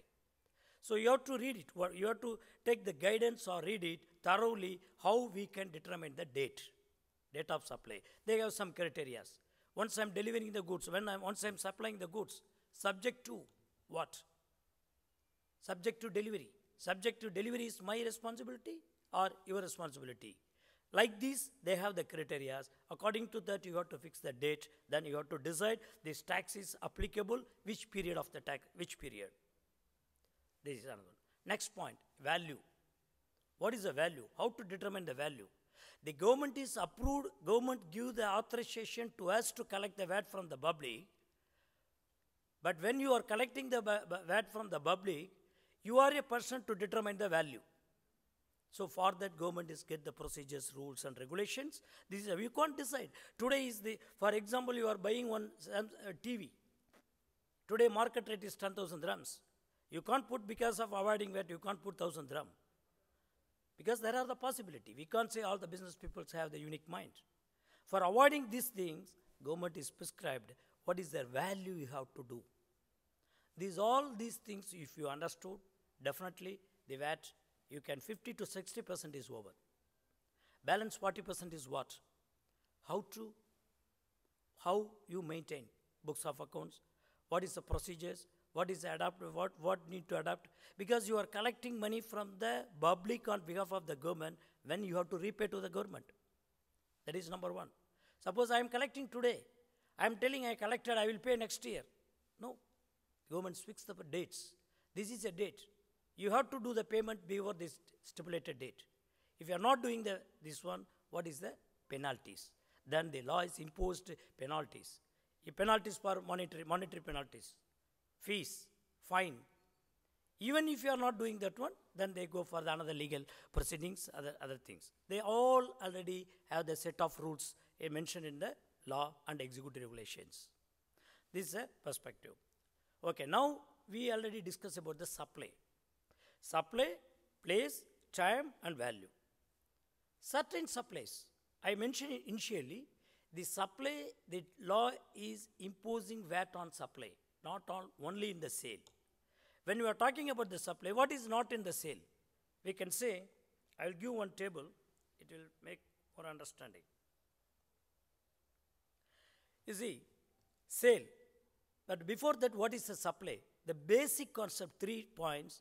One is transfer of ownership. Once the ownership is transferred, that is called supply. Another one, I mentioned it's a service also included this VAT. I am providing for example, rent a car. I am giving a rights to use my assets, rights to use my property, rental property. The ownership is not transferred, the right is transferred. That is also called supply. This 2 angle is over. Another one, the main point, if you enter into the agreement with the other party, you are going to supply later on. For example, contract, even rental contract. From 1/1/2018 to 31/12/2018, we made the agreement. At the time of signing the agreement, there is no transfer of ownership. There is no rights to transfer. In this case, what we need to do? I told the transfer of ownership is a supply. When you are taking, for example, you go contracting construction company, we are taking the contract for build of one building. For that, today we are signing. Maybe we are going to hand over after 3 years, after 2 years. In this case, how VAT will be applicable? This is another question mark. For that, the law says, if you enter into the agreement for supply of the goods, for rendering of the services, whatever may be, whatever the transactions happening between that contract period, also treated as a supply. Simple logic. What all the transactions will apply in this contract period? Once we sign in the contract, first transaction we are receiving advance. This is the first transaction. Second transaction, we are supplying the part material. Let us assume we signed the construction contract with one building for contract for planning, for structural designing. We made the structural, I signed the contract of 100 million with construction and turnkey projects. I just submitting of structural design, whether it is supply or not. When you go for the principle of the law, transfer of rights, or transfer of ownership, then the two things is not happened here when I am submitting of the structure design. For that, the third law says, whatever the transaction between this contract period, it has to treat it as a supply. So whatever the advance amount you are receiving, the date, exactly when you are receiving the advance amount is a date of supply. First you decided advance amount is supply. When you are receiving advance amount, that is a date of supply. When the place of supply, particularly the real estate, the place where the real estate is located. Within UAE, it is supply. Place is also confirmed. Then value, how much advance amount you received, that is also value. This is one kind of example. Like this way, you apply for this law point, these all points you apply for the transaction, you will get the more clarity. No need to go and get the more consultancy and more confusion about the law. Very simple. Sometimes another way, some examples, I told you, the sale is transfer the ownership, then barter. Next one is barter. I am giving one goods, I am taking one goods. That's also supply. Third one, free stock, free gift. I am giving gift to one guy. For example, I want to give the one TV to you. Instead of say rising invoice, I am giving the gift. For giving the gift, there is no invoice. That means whether it is taxable supply or not. Yes, supply. The gift also supply, except some amount. The consumer gift, the value of below 2,000 dirhams per year, per customer, if you are giving, that is not supply. And FOC, if you are purchasing 10 carton, I am giving 1 carton free. That is 1 carton is FOC. The FOC is what? FOC is supply or not? I told the basic principle whatever the value of goods you are consuming this country is taxable. If I am giving free of goods, FOC, that goods is going to be consumed in this territory. So in this case, the law says you give free FOC, doesn't matter, but you pay VAT to us. Small example, 10 carton into 100 dirham. The value is 1,000 dirham, this invoice value. 1 carton free, invoice you put 0. But what is the value of VAT? 11 carton into 100. You have to calculate 5% on 1,100. So that means VAT amount will change. And another one more point, you need to keep in mind as an accountant, as a finance person, the total actual sale in the P&L account. That means the revenue recognition as per IAS or IFRS, not necessarily to match with your total taxable supply. That's the main key point you have to keep in the mind. Whenever we are receiving advance, it is not a revenue. We are not going to recognize as a revenue. But it is, when you are calculating as a taxable supply, you have to add it. Not necessarily your P&L account should match with the taxable supply. That's the reason department is made separate tax audit department by department itself, the FTA. They are not considering about the external auditors who is signing the financial statements by auditing companies. They want separate set of rules. This is my total taxable supply. This is my total expenses, or like this. This is basically you need to understand the impose of the VAT. The another one, deemed supply. The another main point, nowadays in this region, in this part, the people are making mistake in the deemed supply. They need to understand more in the deemed supply. As per law, you have the business asset. If you are using as a private purpose, that's called deemed supply. I have company car. I purchase the company car. When I am purchasing, I am paying input tax, I am claiming, I am set off with the government revenue. The same time I am paying insurance, I am paying petrol. All the input tax, I am set off with the government revenue, what I am collecting from the market. So here, but you are using this car for your private purpose. In this case, ultimately, suppose the company is not provided this car, the individual will buy the car separately in their name, they will pay the insurance, they will pay the petrol, they will pay the maintenance charges, everything, they will pay the VAT. So that government will get 5%. So that's the reason they put the business asset when you are using as a private purpose, that portion of the private purpose is treated as a deemed supply. For that, you have to pay the VAT, or you have to deduct your input tax, corresponding input tax from when you are getting the services from your suppliers. This is This is the main point. Another one, I have that steel trading. I'm going to construct warehouse, own warehouse for me. In this case, what? I'm taking steel, I'm constructing my warehouse. There is no sale, whether VAT is applicable or not. Yes. When you are supplying the goods for, that means the technical terms is conversion of the nature of asset. When the steel is laid in the inventory, it is called the current assets. When I am converting as a construction of my warehouse, it's gone to as a fixed assets. So when the change of assets, the nature of assets is changing, that time the VAT deemed supply, that is treated as a deemed supply. The deemed supply will be chargeable. But here only the advantage is only the cost price, then value. I told you initially, supply decided, deemed supply, it is taxable. So next point, value. What is the value? The same steel, what is your purchase value? You can get only the benefit of 5% on only the profit. If you are purchasing from outside, you will pay the profit also. The value includes profit. I am purchasing 100,000. I am selling 150,000. VAT you have to collect from 150,000. You can't say this value is 100,000. That is the value the end user, what they are using. Technically, you have to keep understand that one. Then deemed supply, like this, they described as a supply, sale, and barters, and a gift, and a lease, and a hire purchase. Another one, which one is not supply? I am transferring goods from within the group. We have the one TRN number, one group TR registration, not necessarily as not treated as a transfer. And disposals and discarded assets, material. I have the perishable goods, I am dealing as vegetables, or I am doing a food item. After expiry, I am destroying, whether it is supply or not. No, it is not a supply. But you can't decide yourself, I destroyed. Whenever you want to destroy the goods, you have the procedures by the municipality. These practical applications required. Tomorrow you are responsible to prove these assets are destroyed and discarded and everything. And transport loss, not a supply. And demo stock, demo. I am giving one demo stock. I have one assets, for example, some equipments, cleaning equipments. I am giving for the demo. That's not treated as a supply. Like this way, you have to ascertain, you have to determine the supply, time of supply, and value of supply, and place of supplies.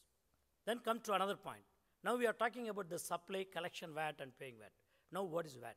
How we can collect? We can mention our invoices as treated as output tax. Whatever we are supplying to our customer, we are collecting from the customer, that is called output tax. Okay, whatever we are paying to our suppliers, purchase, that is treated as an input tax.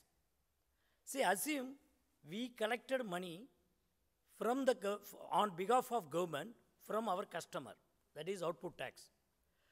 We paid to our suppliers on behalf of government to the purchase. That means that is input tax.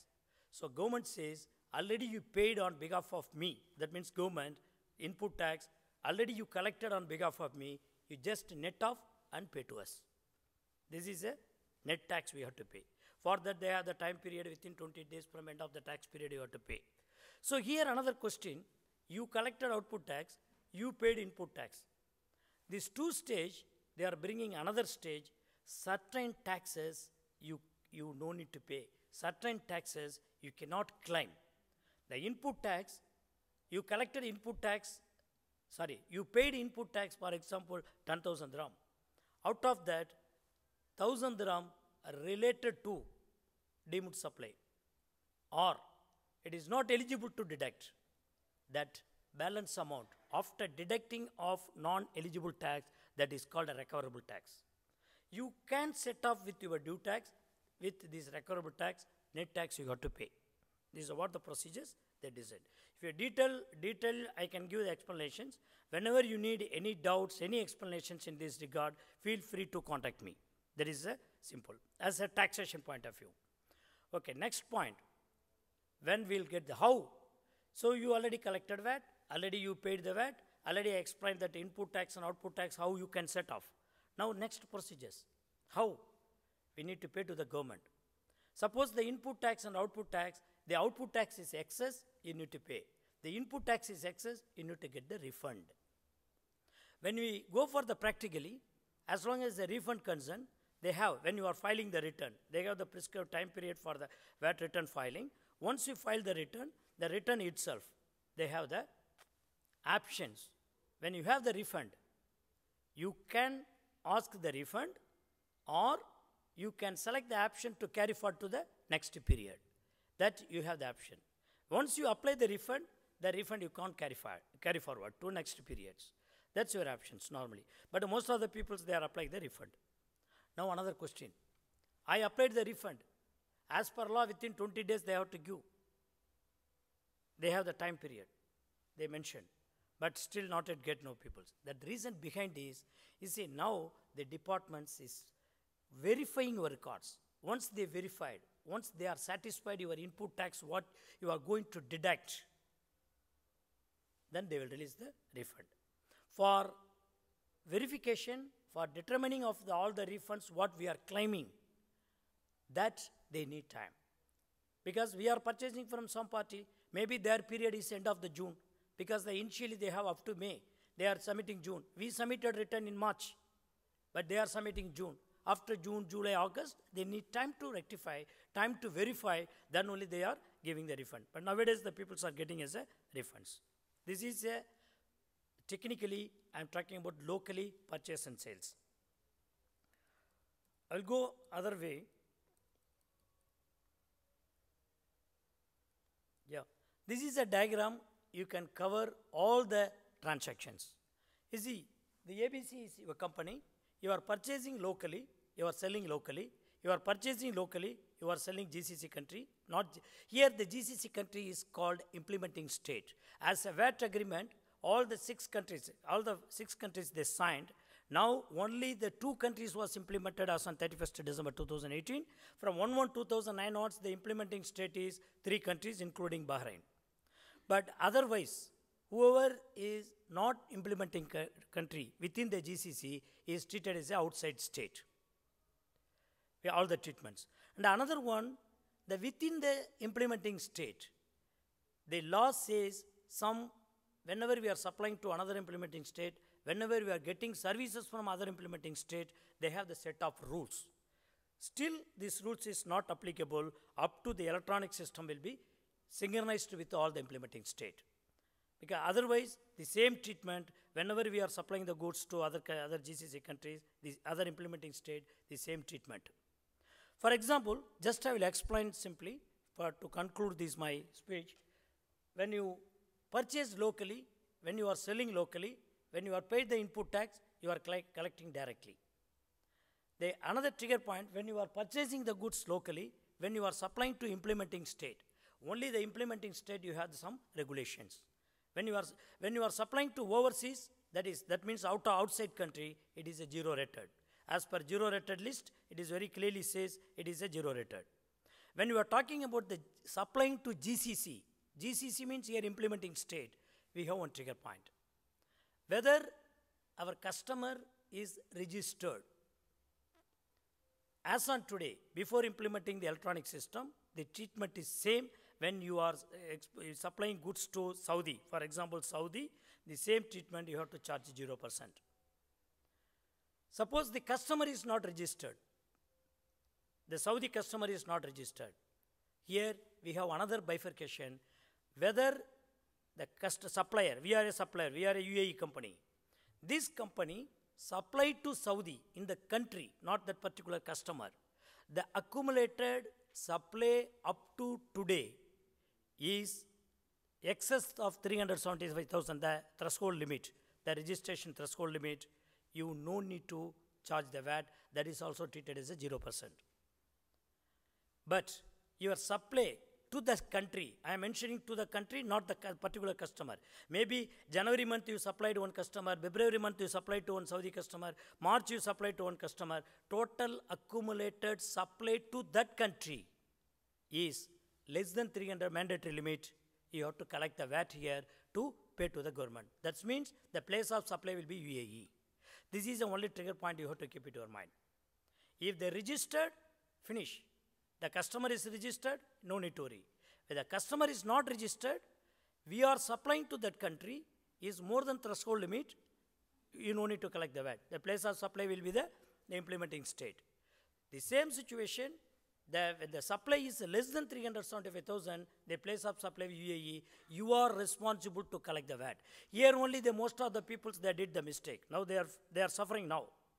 The problem is the intercompany, the implementing state within the GCC supply, some companies, they are suffering because they didn't have that one.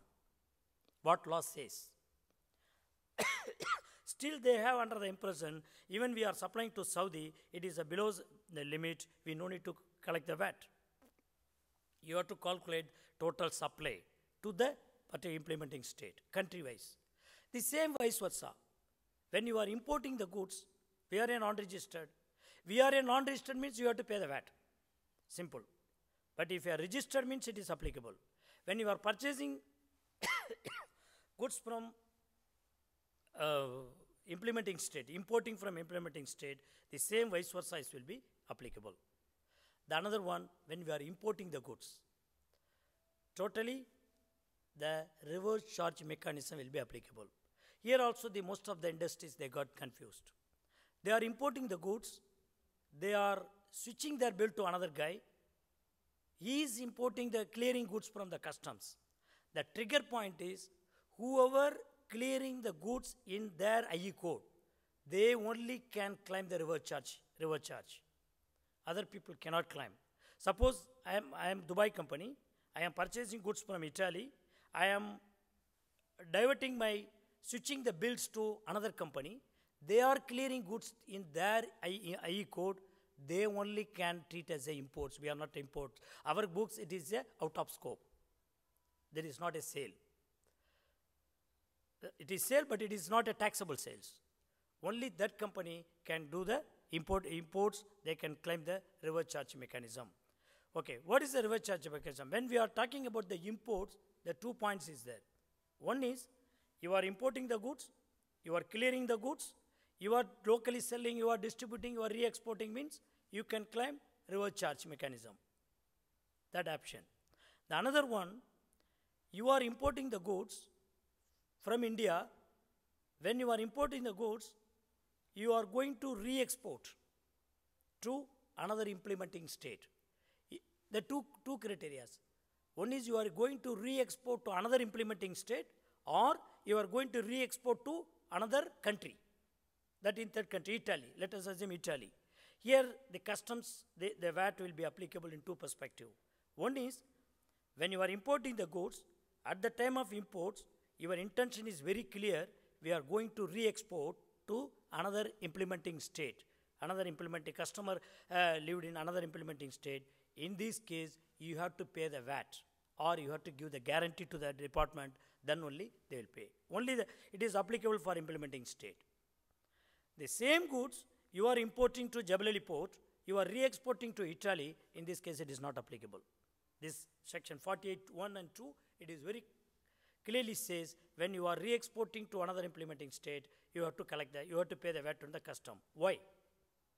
Whoever involved in customs, clearing, forwarding, they knows. The GCC have the common custom law.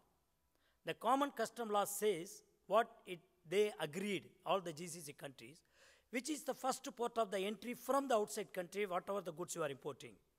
Whenever goods you are importing, which is the first port arrived, that port is eligible to collect the VAT and, collect the custom duty. This is a common GCC law. Between the GCC country, they have the separate agreement to bifurcation of that fees, what they are collecting the customs. That's a different perspective, that nothing to discuss with here. But the same way, VAT also, whenever we are importing the goods, we are re-exporting. Maybe final destination is another implementing state. In this case, the first port, that means Jebel port, have rights to collect the VAT as well as the custom duty. In between their agreement, they will bifurcate. This is a small logic. But the same case, whenever you are paying the VAT to the first entry port, you have to give the documents and the proof for the payments and everything to who is the final destination port. This is a small This is the way they are importing, they are re-exporting. This is the things is applicable for the VAT. So then, I think as covered, the same way the services point of view, the same way. And also, when we are talking about the services, the people got confused to most of the places. What is the export of services? What is the import of the services? As long as the export of services, you have to determine who is the customer. The customer, the receiver, doesn't have the place of resident on fixed establishment in UAE. Whatever service you are providing, the service is rendering outside, that's also called export of services. Here the two criteria you have to apply. One is place of supply and who is a receiver. According to these two conditions, the service will determine this is export of services and the services laid in the UAE, that is within UAE services. And another way the laws, the law, certain activities, they clearly says it is VAT is applicable. What exactly? For example, real estate. The real estate, they clearly says the place where the real estate is laid down, executed. You are constructing building in Dubai, but the owner also is there, service provider is also outside. Both are not under the UAE VAT law. In this case, whether is VAT is applicable? Yes, because certain cultural program, the artists are coming here, are doing the doing the art program here. In this case, whether VAT is applicable or not? Yes, cultural program, VAT is applicable. And sports. Here the UAE national who registered already, they have the sport activity. They are doing sport activity within UAE, it is VAT is applicable. The same person, the taxable person, he is playing in the Italy. Whatever amount he is receiving for that one, even though he registered in UAE as a taxable person, not necessarily VAT, because the law clearly says certain activities where the place is located. The same way go for telecommunication. They have the telecommunication services, separate activities. What is telecommunication services? Where it is actual use. You are developing your website in India. You are launching from India, but you are using in Dubai. That means where the internet or email or websites or like this, they have the certain activities. They described in the definition as a telecommunication activities where actual use. Like this, they have the procedures. Finally, I think as a implementing of VAT, now it is going to end for 1 year. But after the year, still now the people is doing for tax period returns. The return is only for the information, what your taxable supply and the taxable, non-taxable supplies and everything. But this is not sufficient. You need to close the books of accounts, end of the year, end of your tax period. They have another terms called the tax year. The tax year, you have to calculate, whoever involved the proportionate tax assessment method. That also later on we will explain to the people. Still it is not executed. The people are relaxed. When you go for the end of the tax return, you are responsible to disclose there is no proportionate input tax is not claimed. That is our responsibility. Who is a tax person? We can't say, I didn't know this one, I can't do. Nowadays the consultant is required, who really knows the VAT, really required for the peoples. Even nowadays, when the tax department requesting information for 2016, 2017, now only the people feel we need to do proper way. This is a way correction of the business people. This is good for the business people. When we are talking about after implementation of what is the environment, really as per my knowledge, as per my experience, most of the business peoples are really happy now they came to know what is their business. This is the environment. Definitely in futures, we will get the good business peoples, good business environment because of VAT. And discipline, business accounting discipline, financial discipline, and business discipline, we will get it. Like this, we have a lot of sections. Even I just covered, because of the time I covered only the main, main sections, main activities. So any other questions if you have, you can ask him. Thank you very much, sir. That was a very detailed and a very simplified way of presenting VAT. A lot of questions are automatically being answered, because I think you have taken a lot of questions, and based on that, you have prepared the presentation. That is a really insightful presentation you have done. Any questions from the audience?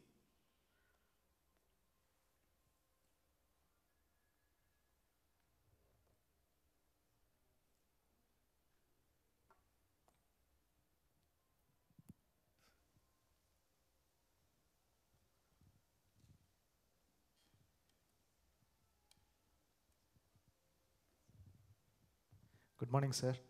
Thank you for your wonderful presentation. We have like return filing, due dates and all.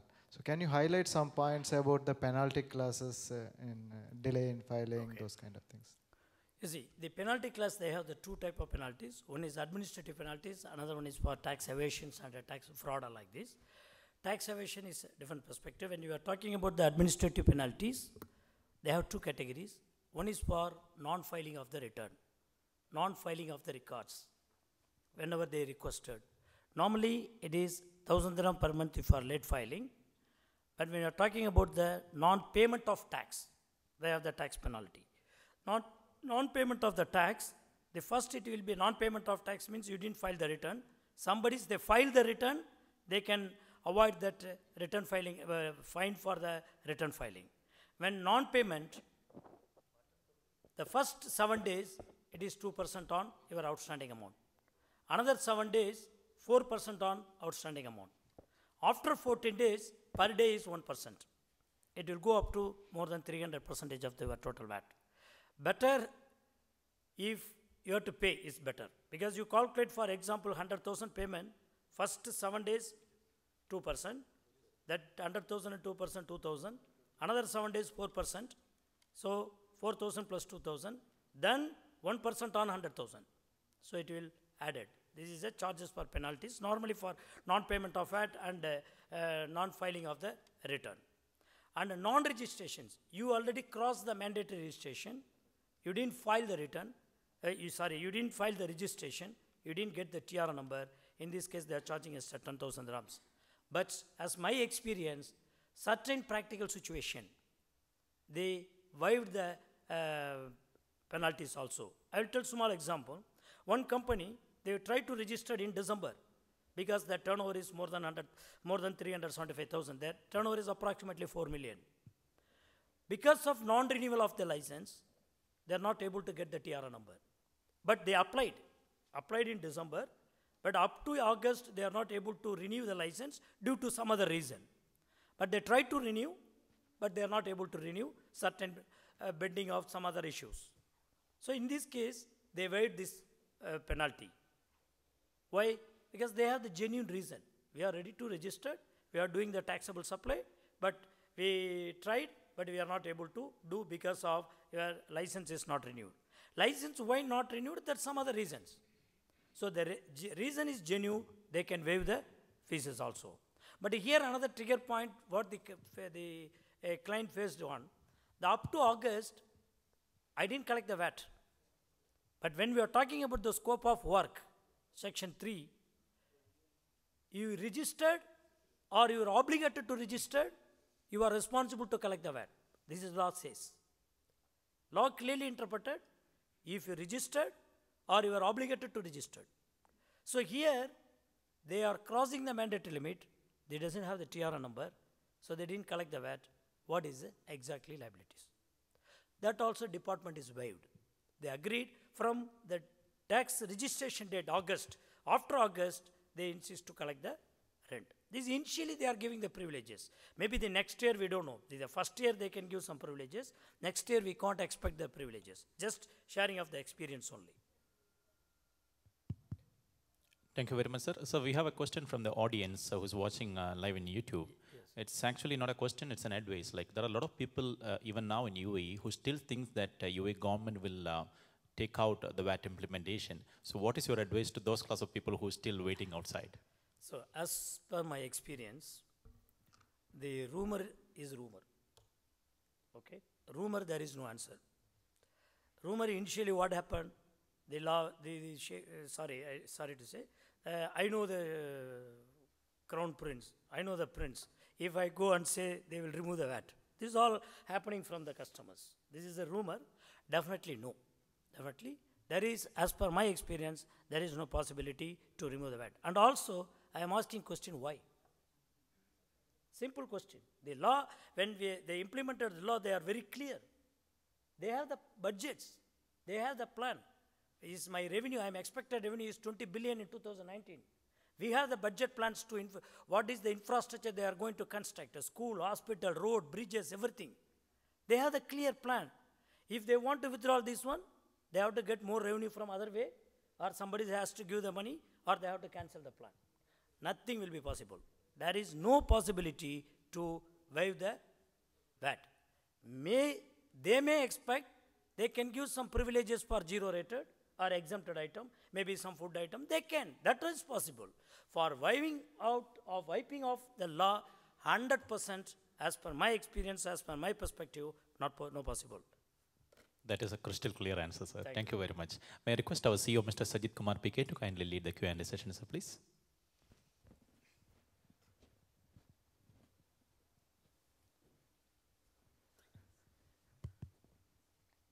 Thank you, Mr. Robertson. It was a wonderful presentation. Yeah, sure. Actually, about what is concerned, you were explaining about that the transparency and discipline, how this business is bringing across UAE. Yeah. One concern, that means the awareness about the VAT implementation, how to proceed and all. We are taking these sessions for spreading that information, such as a wonderful presentation and all. But from the government side, VAT implemented, but about spreading the advices or the information to the public. Do you expect any action from the government side? No. As per my experience, the government, I feel, they did the enough awareness program. See, normally, when the government given the awareness program, I told the same things, the VAT will not come. I no need to waste time to join that VAT programs. Even I know they made the programs in all the Emirates. Even Dubai itself, as I attended more than 4 or 5 programs. Abu Dhabi itself, I attended 3 programs. The ministry with the association with the Chamber of Commerce, with other business peoples, even IBBC, even lot of business communities, they did the awareness programs. But thing is, I don't want to be awareness, I don't want to know awareness, it will not come if you are adamant, government will not do. And another, sorry for interruption. Sure. And another way, we have the labor approval, we have the immigration approvals, we have the law, we have the labor law. The government is never says to this is a labor law, you need to know. The law is law, you need to know the other things. Definitely, I am not denying all those aspects. However, the corporate social responsibility concern to the respective, the nationalities from the embassy side or consulate side, government of UAE taking that the cream crowd on that. But this VAT is applicable for the grocery level onwards. But certain category, they are not at all aware about this, the penalty matter and all these kind of activities are very less considering to that. So even though this program also, so maybe watching that, so we are open to all, however, certain classes only watching that. So what all are possibilities to spread across that, all the classes, so even though the different association level, so these people are not at all, involved with the association activities also. So what is your views on that, even though the government, if it is taking such steps, by providing this information? No, I'll tell you about when you are talking about the association, most of the association which one is related to the business and professional firms and business and professional activities, I think they did. I can't say that nobody did the awareness. And even myself, you take myself, I train more than 5,000 people as a free of cost, even not only for the Dubai, Ras Al Khaimah, even I started in the remote areas. Ras Al Khaimah, Fujairah, even here, Madinat Jumeirah, Ruwaizes, everywhere as a free, because to get the awareness of the peoples. Why we did, that is what I told the CSR activity. As a professional, I'm doing practice here last 15 years. So ultimately, I feel to make awareness of the peoples. We are doing even most of the professionals, they did their own levels, whatever the possible way to make the awareness with the peoples. They did. You see, the people feel, I am exempted, I am zero rated. If you are misunderstood the law, if you are adamant to not to learn, how we can inject the people? This is my experience. That is certain categories only. Yes. But the other people, they don't know about this, what will be the negative impact it's coming So up. that they need to approach consultant, Yeah, like your IBBC, your IBBC people. Definitely, that is coming up. That's why we have taken this CSR also. Thanks for your input on that. A lot of Indian players also would like to come down to UAE because this discipline is coming up and the standardization is also coming up, and the price, the stability is also coming up into that all aspects. So everything is clear. But one doubt is there from Indian players. So how this VAT will be affected for in the case of UAE-India bilateral treaty? Anything is applicable or not? Bilateral, okay. Sorry, you asked the questions to Mr. Ramesh also. I will clarify certain things with your permission. When you go for the bilateral agreement, the VAT impact will not be there. This is VAT is totally for the consumable tax that is called indirect tax. It is within the perspective. Right. When you are talking about the bilateral agreement, it is related to income tax. Yes. That is a individual income tax. Yeah. When we are talking about the individual income tax, DATT, that agreement, the UAE have more than 55 countries that agreement. So out of that, what it says, what the government wants, the mutual benefit, because to avoid the double taxations. Because I am a person, individual person, I have the business in India, both the places, for the single transactions, if I am earning money here, I am transferring money to India, example. So why, if I am paying tax here, why I need to pay tax there also? This is a NRI perspective, nothing. Another way, the people who resident in India, I am talking about the India, like this, they have the 55 countries, this agreement. When the people doing business in India, they are doing the business here. The same person, here the main point is same person, not different persons. They are doing business here, they are getting revenue, here the tax is applicable, they are claiming as an income, tax on income, they are paying the tax. Again, when the fund, this income is transferring to India, India will apply the tax, means the individual single income, they are going to pay the two taxation. For avoiding the two taxation only, the agreement is helps, between the agreement is helps. This is the logic. For that, they have the procedures. Okay. What you need to do? For you to simply say, you ask the tax residency certificates. Right. That's the tax residency certificate, the rules and the procedures they set up by the Ministry of Finance. Yes. They have the three categories. One is for residency certificates for individuals and corporate, private limited, private companies and public limiteds. They have the three categories. Normally, for that, they have the procedures, minimum 6-month-old company. You can't come and start the company today to take the tax residency certificate. You put all the incomes to transfer the fund. Not possible. The company should be minimum 6 months. And also, you should have the audit balance sheet. They have the procedures, audited balance sheets. And they have the procedures to apply, how to take and everything. As the individual person, I have to pay, I think, around 2,000 for ministry fees. As a corporate, they are charging 10,000 dirhams. Okay. But once you apply, you will get minimum 3 to 4 working days after getting the approval. Okay. For approval, they will ask you your residency, your rental agreement, your license copy, that normal formalities, license copy, memorandum, passport copy, shareholders and blah, blah, everything. And that rental agreement, because the rental agreement and financial statement. Yeah. Certain situations they are asking as bank statements also. Finally, this is a decision by the authority. Authority, whatever information they required, they will deem fit. Perfect. Good answer. And one more question is there, considering that the high-level national players, they want to come down to UAE. Okay. And the big task is Indian rupee fluctuation. Yes. The recent UAE-India currency swap agreement, how it will support for them to come down to? You see, I am not very much aware of that one, but what I know, that because of the currency fluctuations, the people who is nationals, in UAE nationals, they can operate the rupee account in India. I hope so, I think so. I'm not very much practically involved. But I came to know this, I am aware of that one. They can operate, they can avoid the fluctuations, currency fluctuations. So their books of accounts, they can able to manage, all right? Yes. Thank you so much, Mr. Thank you. Varshan. And one more question from the public, actually, that got just now only. The taxation part, everything is clear. and filing part, everything is here. But practically the difficulties what people are facing, getting the invoice, predated invoices. Okay. So they are saying that no, they are getting the invoice after the period of the tax VAT period. Okay. They are getting this invoice and they don't know what to do that. And the other people are saying that within that period itself they have marked. So how to settle this matter? No, I'll tell you. The law clearly says, I told you, when you made the supply, the date of supply is important.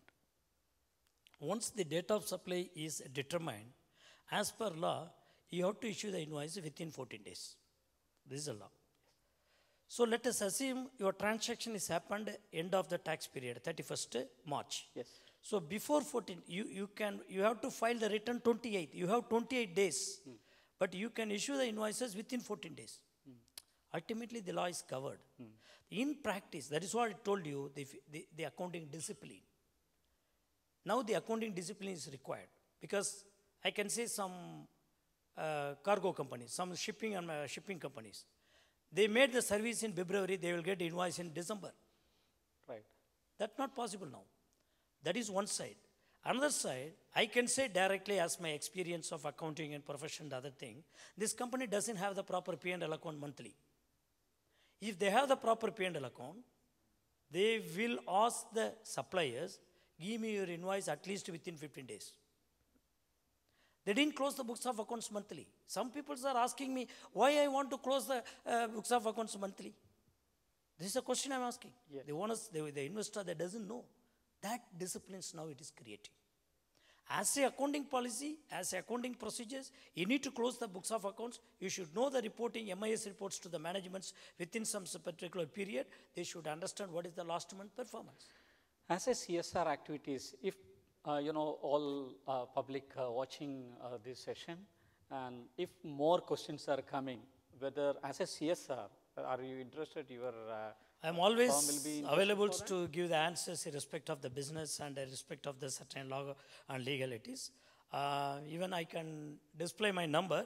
I can say in Dubai number 00971 506797 Even you can go and check my address www.aspauditing.com. You can get my contact number from that website or www.aspauconsultancy.com. The both website is available for me. Anytime you can send mail or you can call me. I will give the, with my experience, I can give the solutions for your answers. Definitely through this UAE-India Business Fest, you can able to get all the professional information.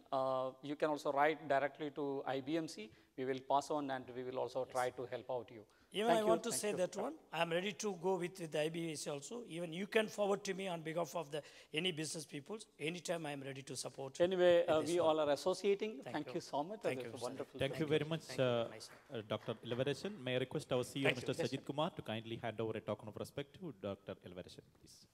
So please accept.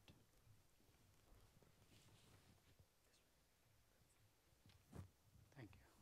Well done.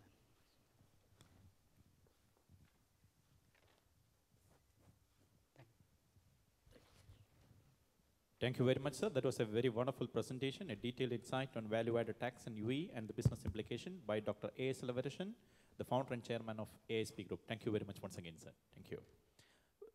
We move on to the next topic for the day, the future of technology-oriented education with special focus to artificial intelligence and IoT. And our speaker for the day is Mr. Adnan Mohammed bin Abdullah, chairman of Al Ansar Group of Companies, United Arab Emirates. A few words about Mr. Adnan. Mr. Adnan, he believes that everyone's lifestyle is interrelated of how much literacy and knowledge that they have. He's a strong believer that the learning from the cradle to the grave. Adnan is a sole entrepreneur and the founder and chairman of 3 companies, Al Ansar Group and ITCAN International Education Research, Bahanas General Trading, and Advice Advertising. He's a self-esteemed developer, trainer, and mentor. He has spent 17 years working in business development and information technologies field.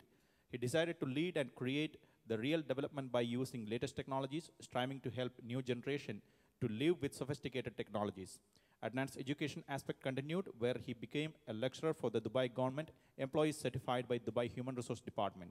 His objectives became more realistic and valuable, believing that literacy is the path of nation's development.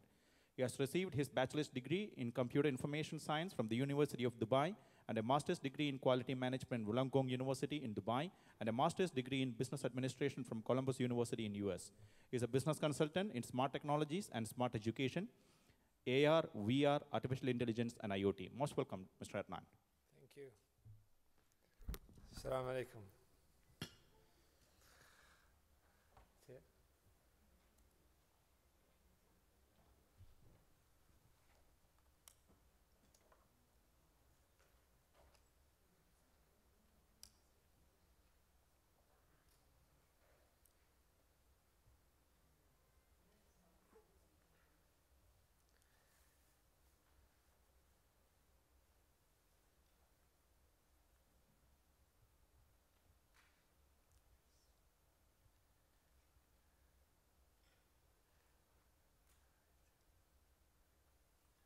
Okay.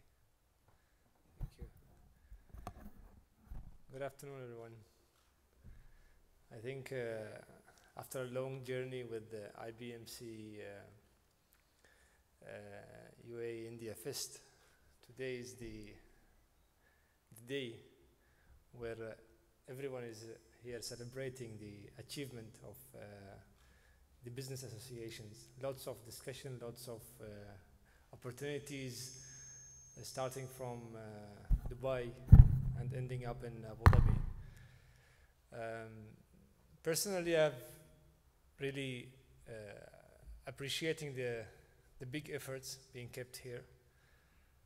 And this year was a very important topic of artificial intelligence, IoT, and fintech. So talking about the latest technology is always like now the entire world is all running, doing research and development of new solutions which will help everyone, business people, governments, and even individuals to really understand and catch up the future trend of these technologies involving in our daily life. So from that perspective, what actually we need? How do we really put ourselves aligned with this big upcoming changes within a short time period? Like before we were talking about 10 years time, now I'm sure it will be less, 5 years time. New things will show up, different mindset will happen to the technology. So we thought about what exactly, what do we need to catch up with this technology? So we need to involve this technology with education. We need to teach ourselves, to teach the next generation how to really deal with the new technologies. So before that, we need to implement this within education. Especially when we start with the very early school, new generation, new kids, they're very attached with the technology. But the technology today they are attached to is very simple.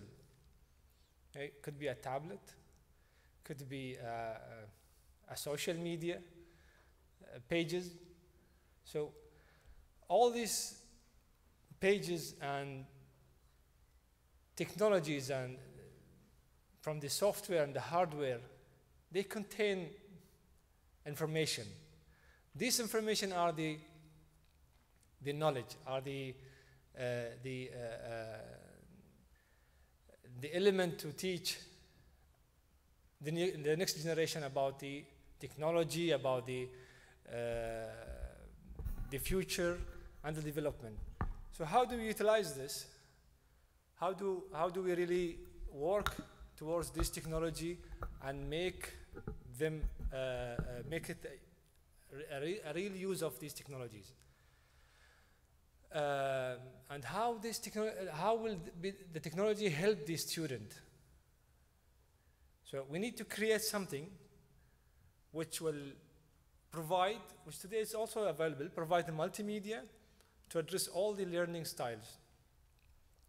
Of course, multimedia is like from audios, videos, pictures, all, but it should be related and contain of the learning aspects. Interactivity in learning, it is also very important that we should interact the student along with the technology.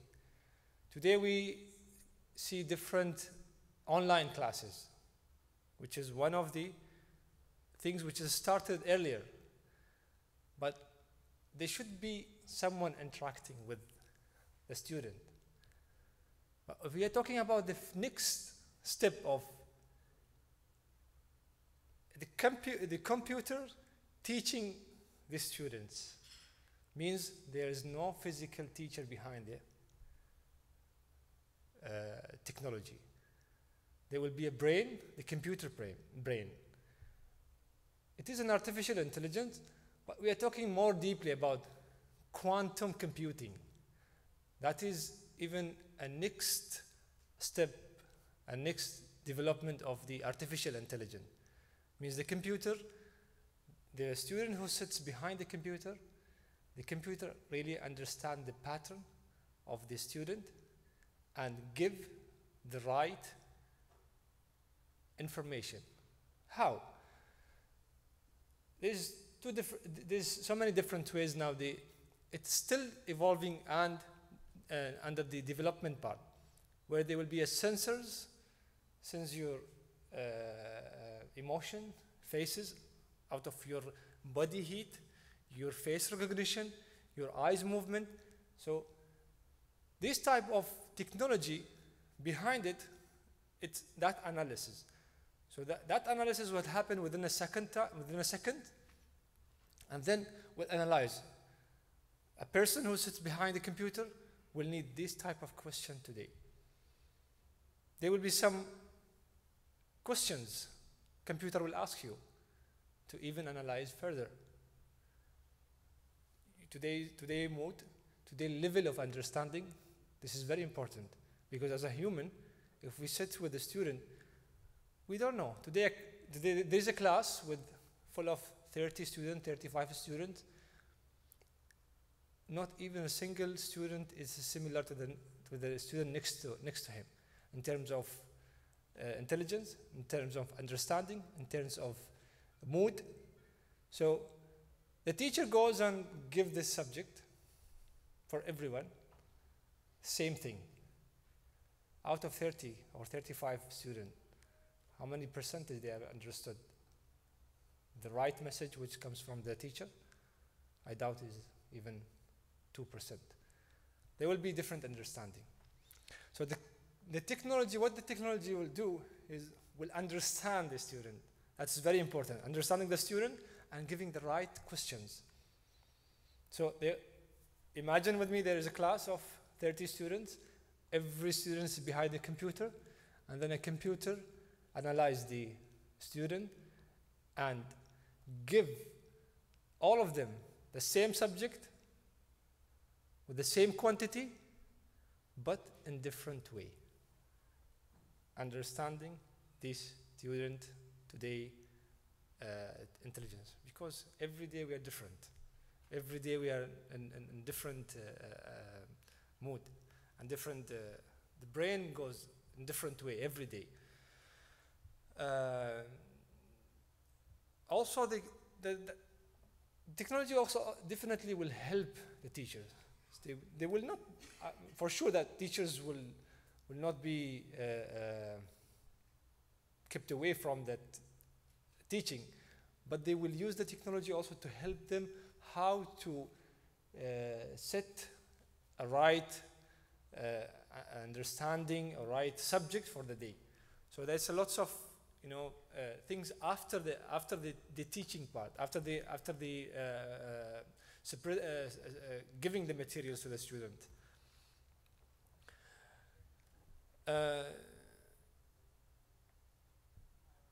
The tuition costs. Of course, today, lots of people, they are just concerned about the cost going higher and higher and higher, and they cannot afford. They have one children, second children, third children. Some people have 4. Then they have to think about this. People who can afford it, some people cannot afford it. So, like the majority number of people, they will be only afforded to a certain level. So, the education or the learning or the schools on the internet will be way different in cost. Actually, today is different courses given online, different schools online, different universities online, different tuitions, different costs. So people can afford, and they can pay in very relaxed, payment methods. So that is also an impact of the technology for the upcoming technology. That will be more. Now we can see some of them, but sure and definitely it will be in different way and different costs as well. What will the modern education change? Of course, it will affect the aspiration of the citizenship. Once the way of teaching will change, the cost of change will change, then the people in the community, the society people, they're willing to learn, they will strive to go and learn more and more through the computer, using the technology, because the trust will increase. How it will increase? Because even the material they will get, they will be more confident to get the right material whenever they want. It should not be only the time in the morning or in the afternoon. It's just that time when we have the teachers. But still, that will be encouraging for them. For the entrepreneurship, if they want to learn about business, they want to learn more about how to set up their companies, how to increase income, profit. So all this type of learning materials will be available there. So it is available, and this is how the technology is changing it. Of course, knowledge-based economy driven by innovation, research, science, and technology. Now, lots of technologies, research and development companies using technology to help them to make their research and how to develop and how to increase productivity and more innovations using human brains and computer brains. So all this, both brains working together, human and technology, it is also helping more to, get more results, more effective results, more innovations. This is the objective of digitizing the education, ensure inclusive quality education per schools, attract and prepare students to enroll in higher educations, internal and external in light of labor market needs. So by understanding the students, as I mentioned earlier, and the computer will be giving the guidance. It's like an assessment we make. The computer will give, this is the student, this is the person who is behind the computer learning. This is the level of the student, what are the areas that can improve, and then this is the field that you can focus on, improve yourself there, and you will be, it's like analyzing, it's like detecting the right skill, talent of the person and giving it advice to go further and understand and dig more in that area and be a leader, a lead, or an expert in that field.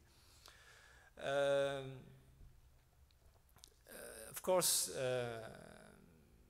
it will ensure quality, efficiency, and good governance of the educational and institutional performance, including the delivery of the teaching. As I mentioned, strengthen the capacity of scientific research and innovation in accordance with the quality.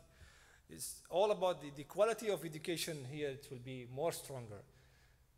Why? I just mentioned the reason, because computer is barely difficult to make mistakes. The computer works 24/7. There is no mood for the computer. As long as the power is there, as long as the data is there, and the learning, the brain of the machines learning and evolving, then the trust will be high, because the teacher might have certain hour. We are human. We have to rest. The computer will never rest. So imagine that worldwide, and the learning is going everywhere and every time, and non-stop during the different timing between countries, different timing between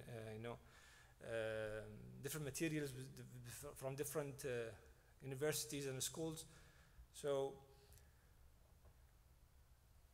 by the time there will be a culture, it will be initiated. The culture will be established. The innovation culture will be established. Everyone will have easy access, and even more. There will be more. Let's say passion or encouragement to go and search, because they are almost certain that they're going to find what they are looking for with the technology. So these are the points we already mentioned. So yes, this is the most important, maybe, technologies which will be interacting with education, and these are the opportunities actually. How can we develop these technologies to help education? Of course, not just education, as I mentioned as a first point, in every part of our life, technology will be involved. For education, just mentioning that technology which will be helping the education materials, the syllabus, the courses, and augmented reality. Augmented reality, I'm sure that if you know about the augmented reality, it's a type of technology which augment the objects out of the box or out of the reality, where you can go and program a technology, point out on different pictures and markers, and then it will pop up information. So this kind of learning can be used for learning, for marketing, for commercial. It can be used in different way, but mainly it gets you the information out of the reality. It means you walk a place and just you point, for example, on any brochure or any picture, and then it will give you, for example, if you walk in this in Emirates Palace, and then you see pictures, is just pictures. And if we want to educate or teach the tourist or the student about these pictures, about the history, and then within an application they can point out the camera on that picture, and it will pop up all the information. So this is one kind. In the box as well, we have done with the Ministry of Education a pilot on 3 different books, and for the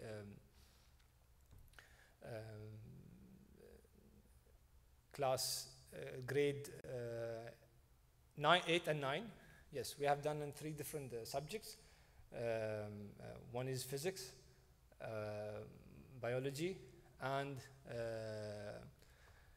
physics, biology, and science, where we have augmented some pages I just give you one example. There was one in class in grade 8. There was a page of how to create the electricity circle. Then in the page there's a subject with a picture of that electricity circuit, and then what we have made is like we have made an application where the student were able to point out on that picture and augment a real-time light circuit, and they can interact and create. So whatever that they learn in the book, they can create in the class where they're sitting with the other students and create the circuit. So they can try, make errors, and then until they get the right way to create the circuit, either it is a parallel circuit or a circuit, so they are different circuits. So that's augmented reality. Artificial intelligence, I mentioned about artificial intelligence in the beginning, how to understand the student, how to give the right questions, the right assessment, and then the right results to give to the student, for the parents, for the teachers as well, or the school. So that will be also needed there. Virtual reality, it's the wearable glasses. You can just experience the 3D environment through the glasses and look at the things around. We have done one experiment for RTA, Dubai Transportation Authority in Dubai, about the taxi drivers. They wanted to teach the taxi driver how to, they want simulations for taxi driving within Dubai roads and areas. So we have created one.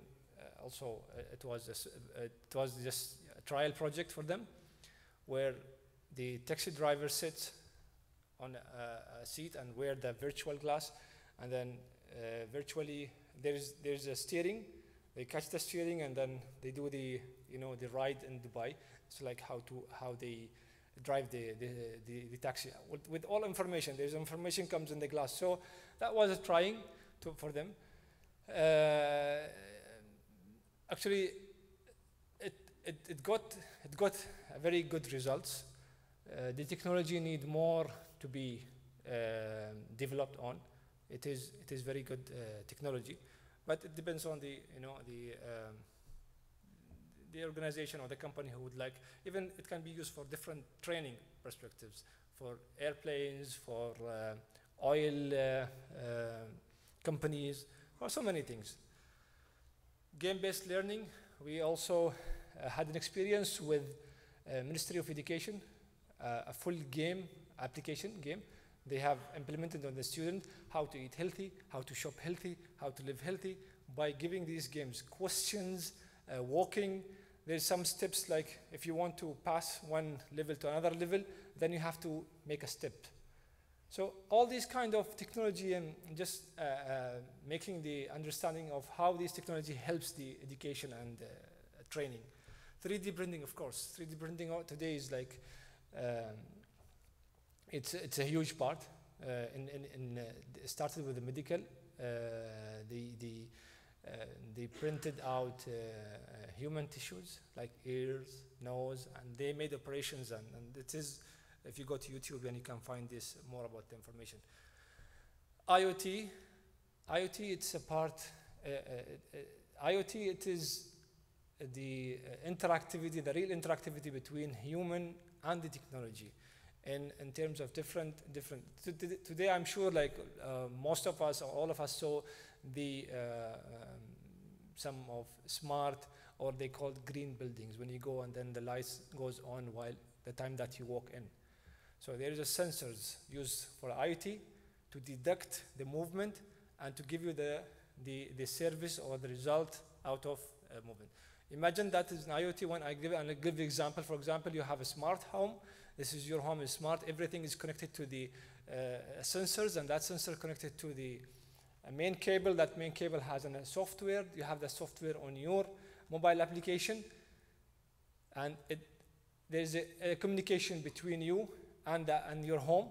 For example, you finish work and you want to go home, and you want the AC in the room to be on, so you reach there and the room is cold and you want to have a rest, then by the time that you leave the work, the home will understand that you're already leaving, going home, coming towards home, and then it will switch on the AC. So while you're reaching there, you have another example is a fridger. It will have these sensors, and then when you put some food there, if there is a near expiry food, they would send you a message. This is going to expire. This is all by scanning and sensors. So many ideas, so many technologies are there. So these are the technology which will shape the future. Today we need a generation who really understand how to deal with the hardware, software. Means that we need them to start learning the coding, the language of the computer, and how to interact, innovate along with these computers. These are the ecosystem, as I mentioned. Everything is here. About the ecosystem in which learning adapt to each child instead of each child trying to adapt to the school. So I think it is. And this is us. Thank you very much. And I hope you have enjoyed and learned something out of this one. Thank you so much. Thank you. Thank you very much, Mr. Adnan. Any questions to Mr. Adnan from the audience? Yes.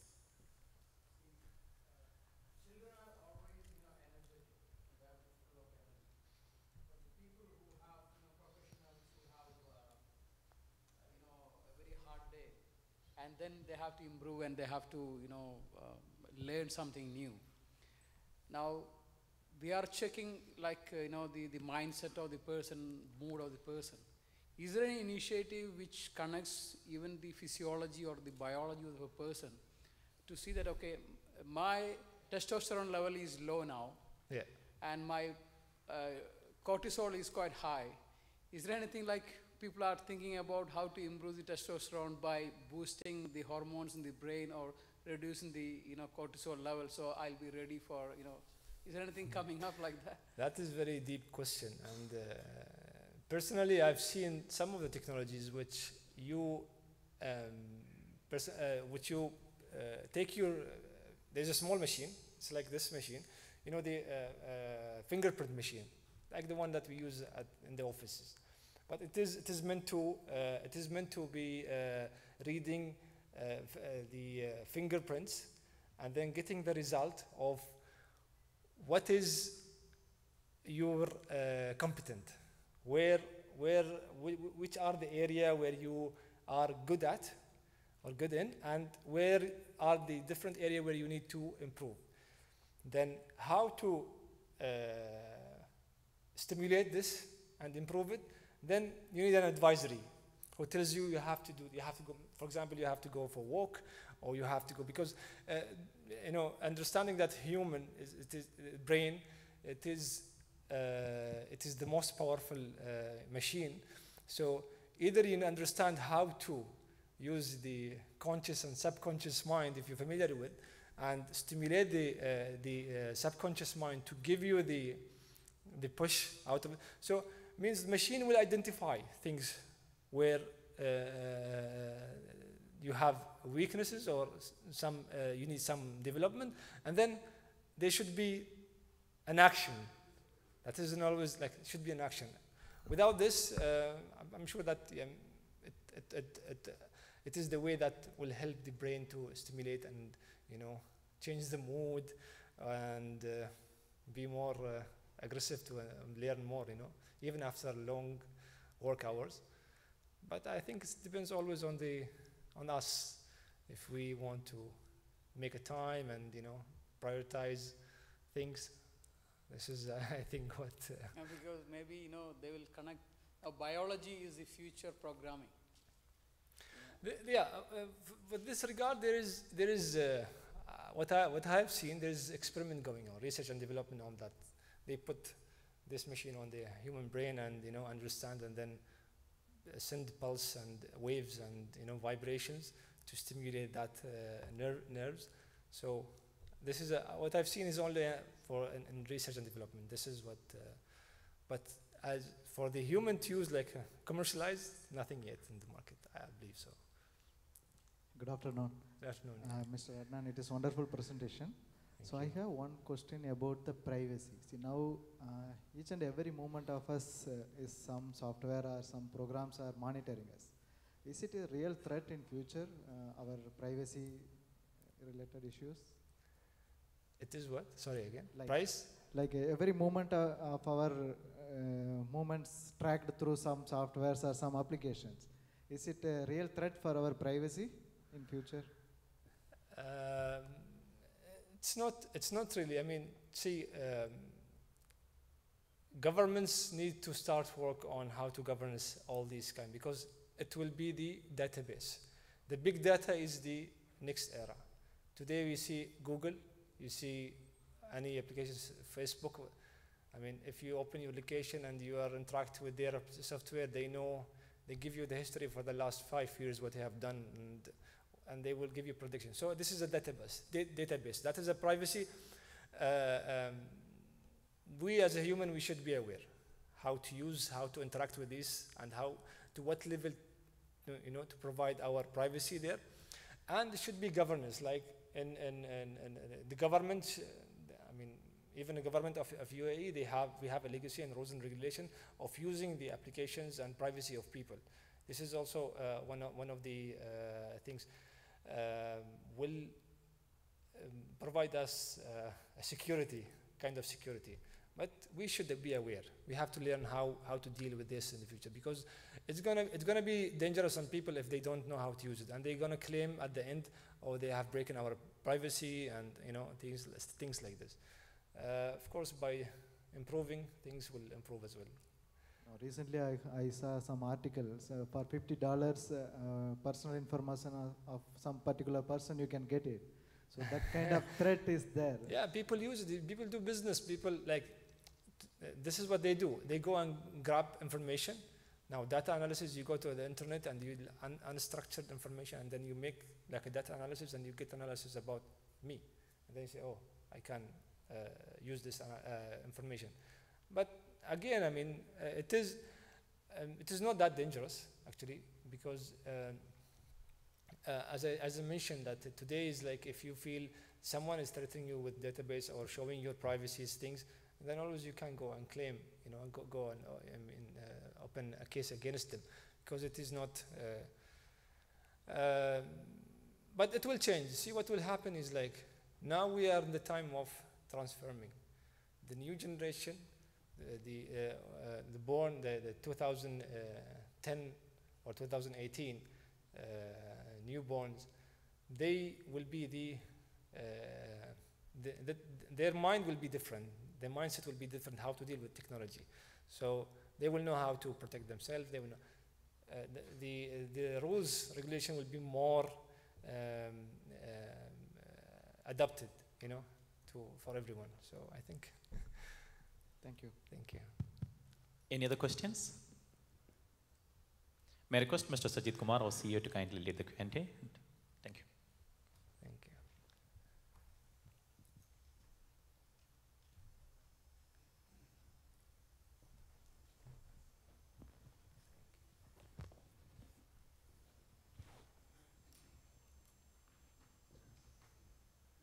And as usual, it was a wonderful presentation. And now all technology is leading the world. And as he was mentioning about that, all the threats, whenever we are making more secrecy, it is opening up. So I hope that the cyber law will protect in future. Considering UAE, first Minister for AI, and more supportive action for that, all modern technologies and all, where do you see the opportunities for business and investments in this area? This is a very good question. Actually, the opportunity is very huge. The government of UAE, especially the Ministry of Artificial Intelligence, they are widely opening the hands to work closely, especially in technology, with India. It's a huge opportunity. We need companies who can manufacture semiconductors. They can do the PCs, the computers. We need companies who, we need people who will know coding, about different area of coding. So we need the resources for this to work on, build smart cities, build different technologies in it. Right. For sure, it is very huge in every and each aspect of technology. We have database analysis, big data. That is it is a technology, but it requires different understanding of coding and analyzing the data. So that is another also opportunities. So many opportunities are. Perfect. Again, technology is coming to more focusing to the person. GPS also from the place to person. So wherever we are working that now, so we can able to watch into that. So however, the cloud-based the security level. So where do you see that the hacking and this if it is opening up the safety and security level, this even though the cloud level so more the hostings are happening. So nowadays, how we can able to trust the hosting companies? Yeah, that is a matter of trusting. It is like if I want to sustain in the market, then I want to make sure and ensure that your data is not even accessible to me. Yes. So I should work in an intelligent way to reach to that confident level, to give you that confident level that you deal with me. This is one. Second, now there is like companies providing iCloud-based computing and store for storage and for database. But still, every company and every person can create his own database. Because like it is your home. Means that your home, you just keep whatever in your home you knows and your family knows about it. No one else know about it. So to that understanding, to that level, we have to create our understanding of how to create how to protect our database. Yeah, again, protection is coming, then of course the blockchain is coming to that, the safety and security level. However, the regulatory perspective, the central banks or the regulatory authorities, they don't want to set up their data outside their jurisdiction. Yes. So jurisdictional matter is also coming, even though we are for a safer side, different virtual places where we are creating and for protecting data. Where do you see that the regulation it will support for multiple level of the economical or economies, data keeping? Or yeah, this is a part of what I've mentioned earlier. Is like the regulations of technologies, like the governments. It's like based on it's like every day they are updating something because technology is every day is changing. It is developing, so they have to be up to date to whatever is happening. Because there are always intelligent people, smart people who try to prove something with technology by bringing new technology, which might be better than like a blockchain or iCloud. Or people there's these hackers who goes and on their own intelligence and skills they like to challenge things. Yeah. So the governments they are aware about this one, and they are keeping somehow eye on they are keeping the eye on these kind of changes to create their rules and regulation based on to protect themselves and even to protect the market, the people in the market. Right. That is important. Yeah. Again, the cryptocurrency, we cannot avoid that cryptocurrency as well. Abu Dhabi global market, Abu Dhabi itself, they are opening up for the crypto exchanges. So new regulations has come up. So in that perspective, the central banks, they want to start their own cryptocurrencies. Yes. So what is your views on that? I think they already started. Yes. UAE and Saudi Arabia, they have started their own cryptocurrency. I am sure, I'm not just thinking, I'm sure that within a few years, there will be only cryptocurrency, no paper currency. So that era will go, a new era will come. So education to currency level, everything is going to change, and very much thankful to you. It was a wonderful presentation.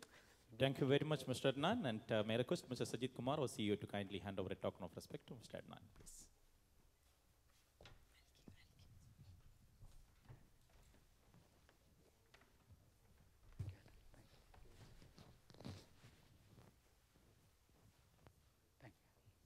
Thank you very much, sir. That was Mr. Adnan Muhammad bin Abdullah, the chairman of Al Ansar Group of Companies, talking on the subject, the future of technology-oriented education with special focus to artificial intelligence and IoT. Ladies and gentlemen, we'll have the lunch break right now. We'll be joining at 2 o'clock sharp with the panel discussion. Thank you very much.